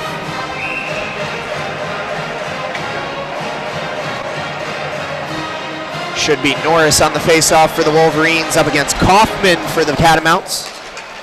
And it's won by Michigan. Hughes gets it across the ice over to Boca. Boca dumps it into the end boards where it's gathered. Tried to clear, but unable to do so. Hughes has it at the blue line. Back to Boca on the far side. Boca looking around. Back to Hughes. Unable to put it to his stick, and it'll fall back into the neutral zone. Michigan will retreat. 15 seconds remaining on the power play. Nice play by Hughes there as he spins around on Kaufman.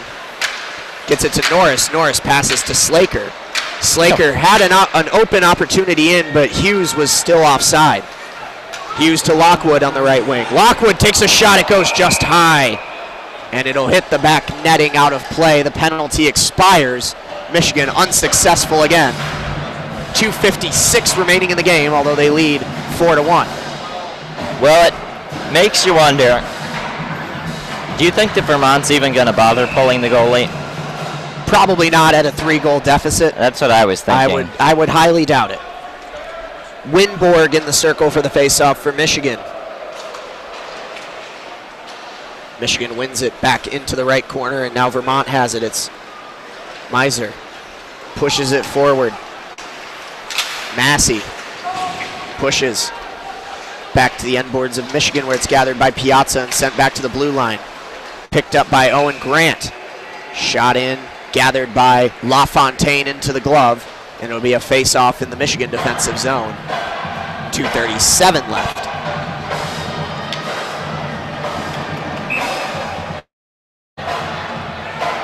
Vermont just trying to finish this one out. They will keep the goalie in net. And yeah, this would be the opportunity to do it. You got an offensive zone face-off, and you're down 3 with 2:30. One away by Bryce Misley, but Vermont unable to keep it in the offensive zone. Pass stolen by Winborg. Winborg pushing forward. Poke check away to the end board. Gathered by Vermont. Nice cross-ice pass over towards Ross Colton. Ross Colton looking for a cross pass. Cannot find his man down in front. It would have been Dara, but a nice push away by Ciccone and gathered out of the air by LaFontaine. Played a little center fielder right there. Just a little. It has been a strong performance for Michigan. They are poised to go 2-1 coming out of this one. The Catamounts will fall to 2-3. And there's nothing that makes you want to play a hockey game the next day when you won so convincingly the night before. And that's going to be the task of Vermont and that coaching staff. Try to get these guys motivated to come back out there tomorrow. Becker and Coughlin called off, and now Sanchez comes in against Coughlin. O'Neill looking for someone. Bounces into the corner. Pushed away by Luce. Now Ruse has it. Boca coming up the right wing. Tries to bounce around. Gets past the defender into the corner. And now a scrum for the puck. O'Neill will take it for the Catamounts. And it will be off a stick, up and out of play. 1:51 remaining in the third period. Michigan leads 4-1. You're listening to Michigan men's hockey on WCBN Sports 88.3 FM on the radio dial left to right in Southeast Michigan. Well, fans have been a little bit antsy, wanting to get out, beat the traffic, because this crowd's starting to thin out. People sensing the W. Indeed. Kaufman against Marody, won by Michigan. Back to Luke Martin at the point. Martin to Quinn Hughes. Gathered by Calderon behind the net. Calderon moving around, gives it back to Hughes. Hughes lets a shot go wide. Reaching around with the stick. Oh, where's the puck? Unable to find it. Nobody can find the puck. I think it's up underneath the taper of the net. I was trying to figure out what the goalkeeper Lakis was doing with his stick as he was reaching all the way back behind his goal to the right. Yeah. He might have trapped it up against the side of the goal. Couldn't quite tell. That could have been it. Either way, lost puck or a trap, it'll be a face-off in the offensive zone for Michigan with 1:32 remaining.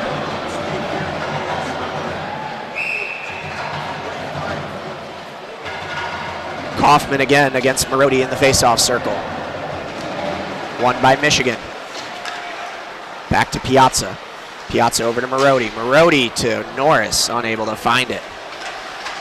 Norris moving around and the puck squirts in front of net, and falling on top of it is Lakis. Pushing this game just a little bit farther. The last 2 minutes have taken about 5 to play here.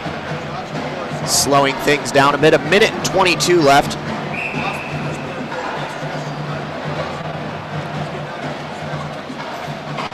As Marody will come off the ice, and now it is Slaker facing off against Lodemeyer.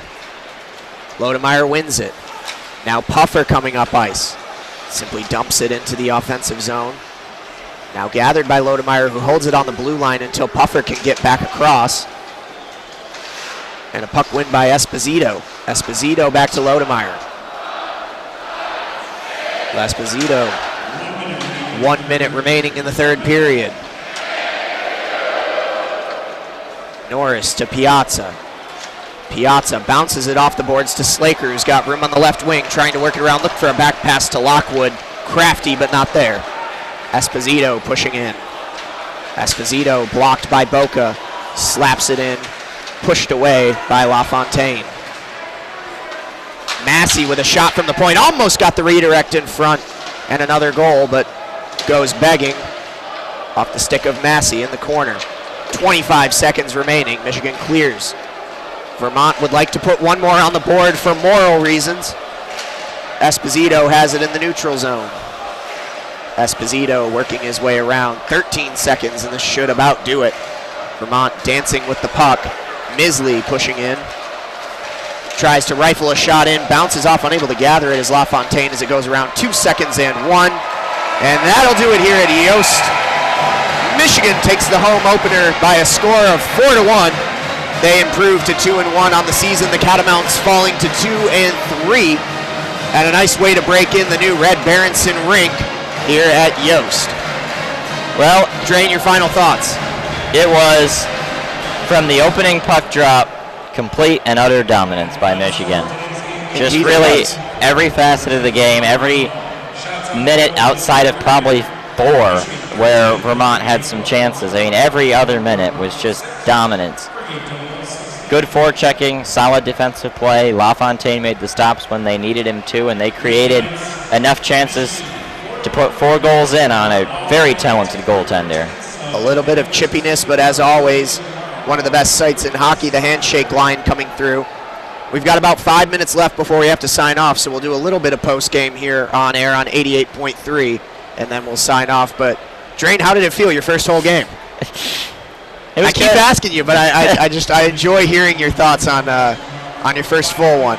It was good. It was exciting, and saw a good Michigan win, got some good goals. Yeah, exactly, and we got to split the goals evenly. So indeed, 2 and 2 apiece. 2 goals coming in the second period, 2 goals in the third for the Wolverines. 1 response goal after all 4 had been scored by Michigan in favor of Vermont, as now the circle will form at center ice for the Wolverines to do their requisite stick tap, and they will be sent out to the noise of the Michigan band playing Hail to the Victors. Again, we want to thank all of you who tuned in with us on WCBN-FM 88.3 in Ann Arbor throughout this broadcast. Continue to listen to us once a week on air for live calls of hockey, men's and women's basketball, football, volleyball, you name it, we've got it. And now, the final performance of Hail to the Blue, the alma mater, a cappella. So, final thoughts on tonight, and now looking forward to tomorrow night for Vermont. What do you need to do to improve on tonight's performance? I think the biggest thing is just turning the page and just waking like up. Bob Seger. Just waking up with a total different mindset tomorrow, because there's just really nothing you can take out of this positively if you're Vermont. Some losses, there's lots of things you can like, but when you get outshot by nearly 30, 45-16, the final shot total. It's just hard to take anything positive. So they can clear their mind out and get motivated, get fired up, maybe get a little bit of that feistiness to try to prove that what happened tonight was not what their hockey team really is. And again, you can hear Alex Drain tomorrow on the call with Alex Kremer. Puck drops at 5 o'clock here again at Yost. That available on WCBN Sports on YouTube and on WCBNSports.org.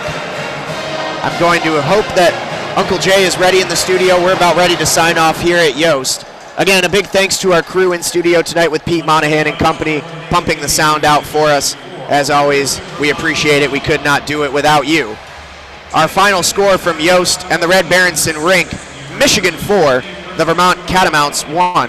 For Alex Drain, I've been Jeremy Parks. As always, we want to leave you with a good night, a go blue, and again, a plug to catch both broadcasts tomorrow on WCBN. Go Blue.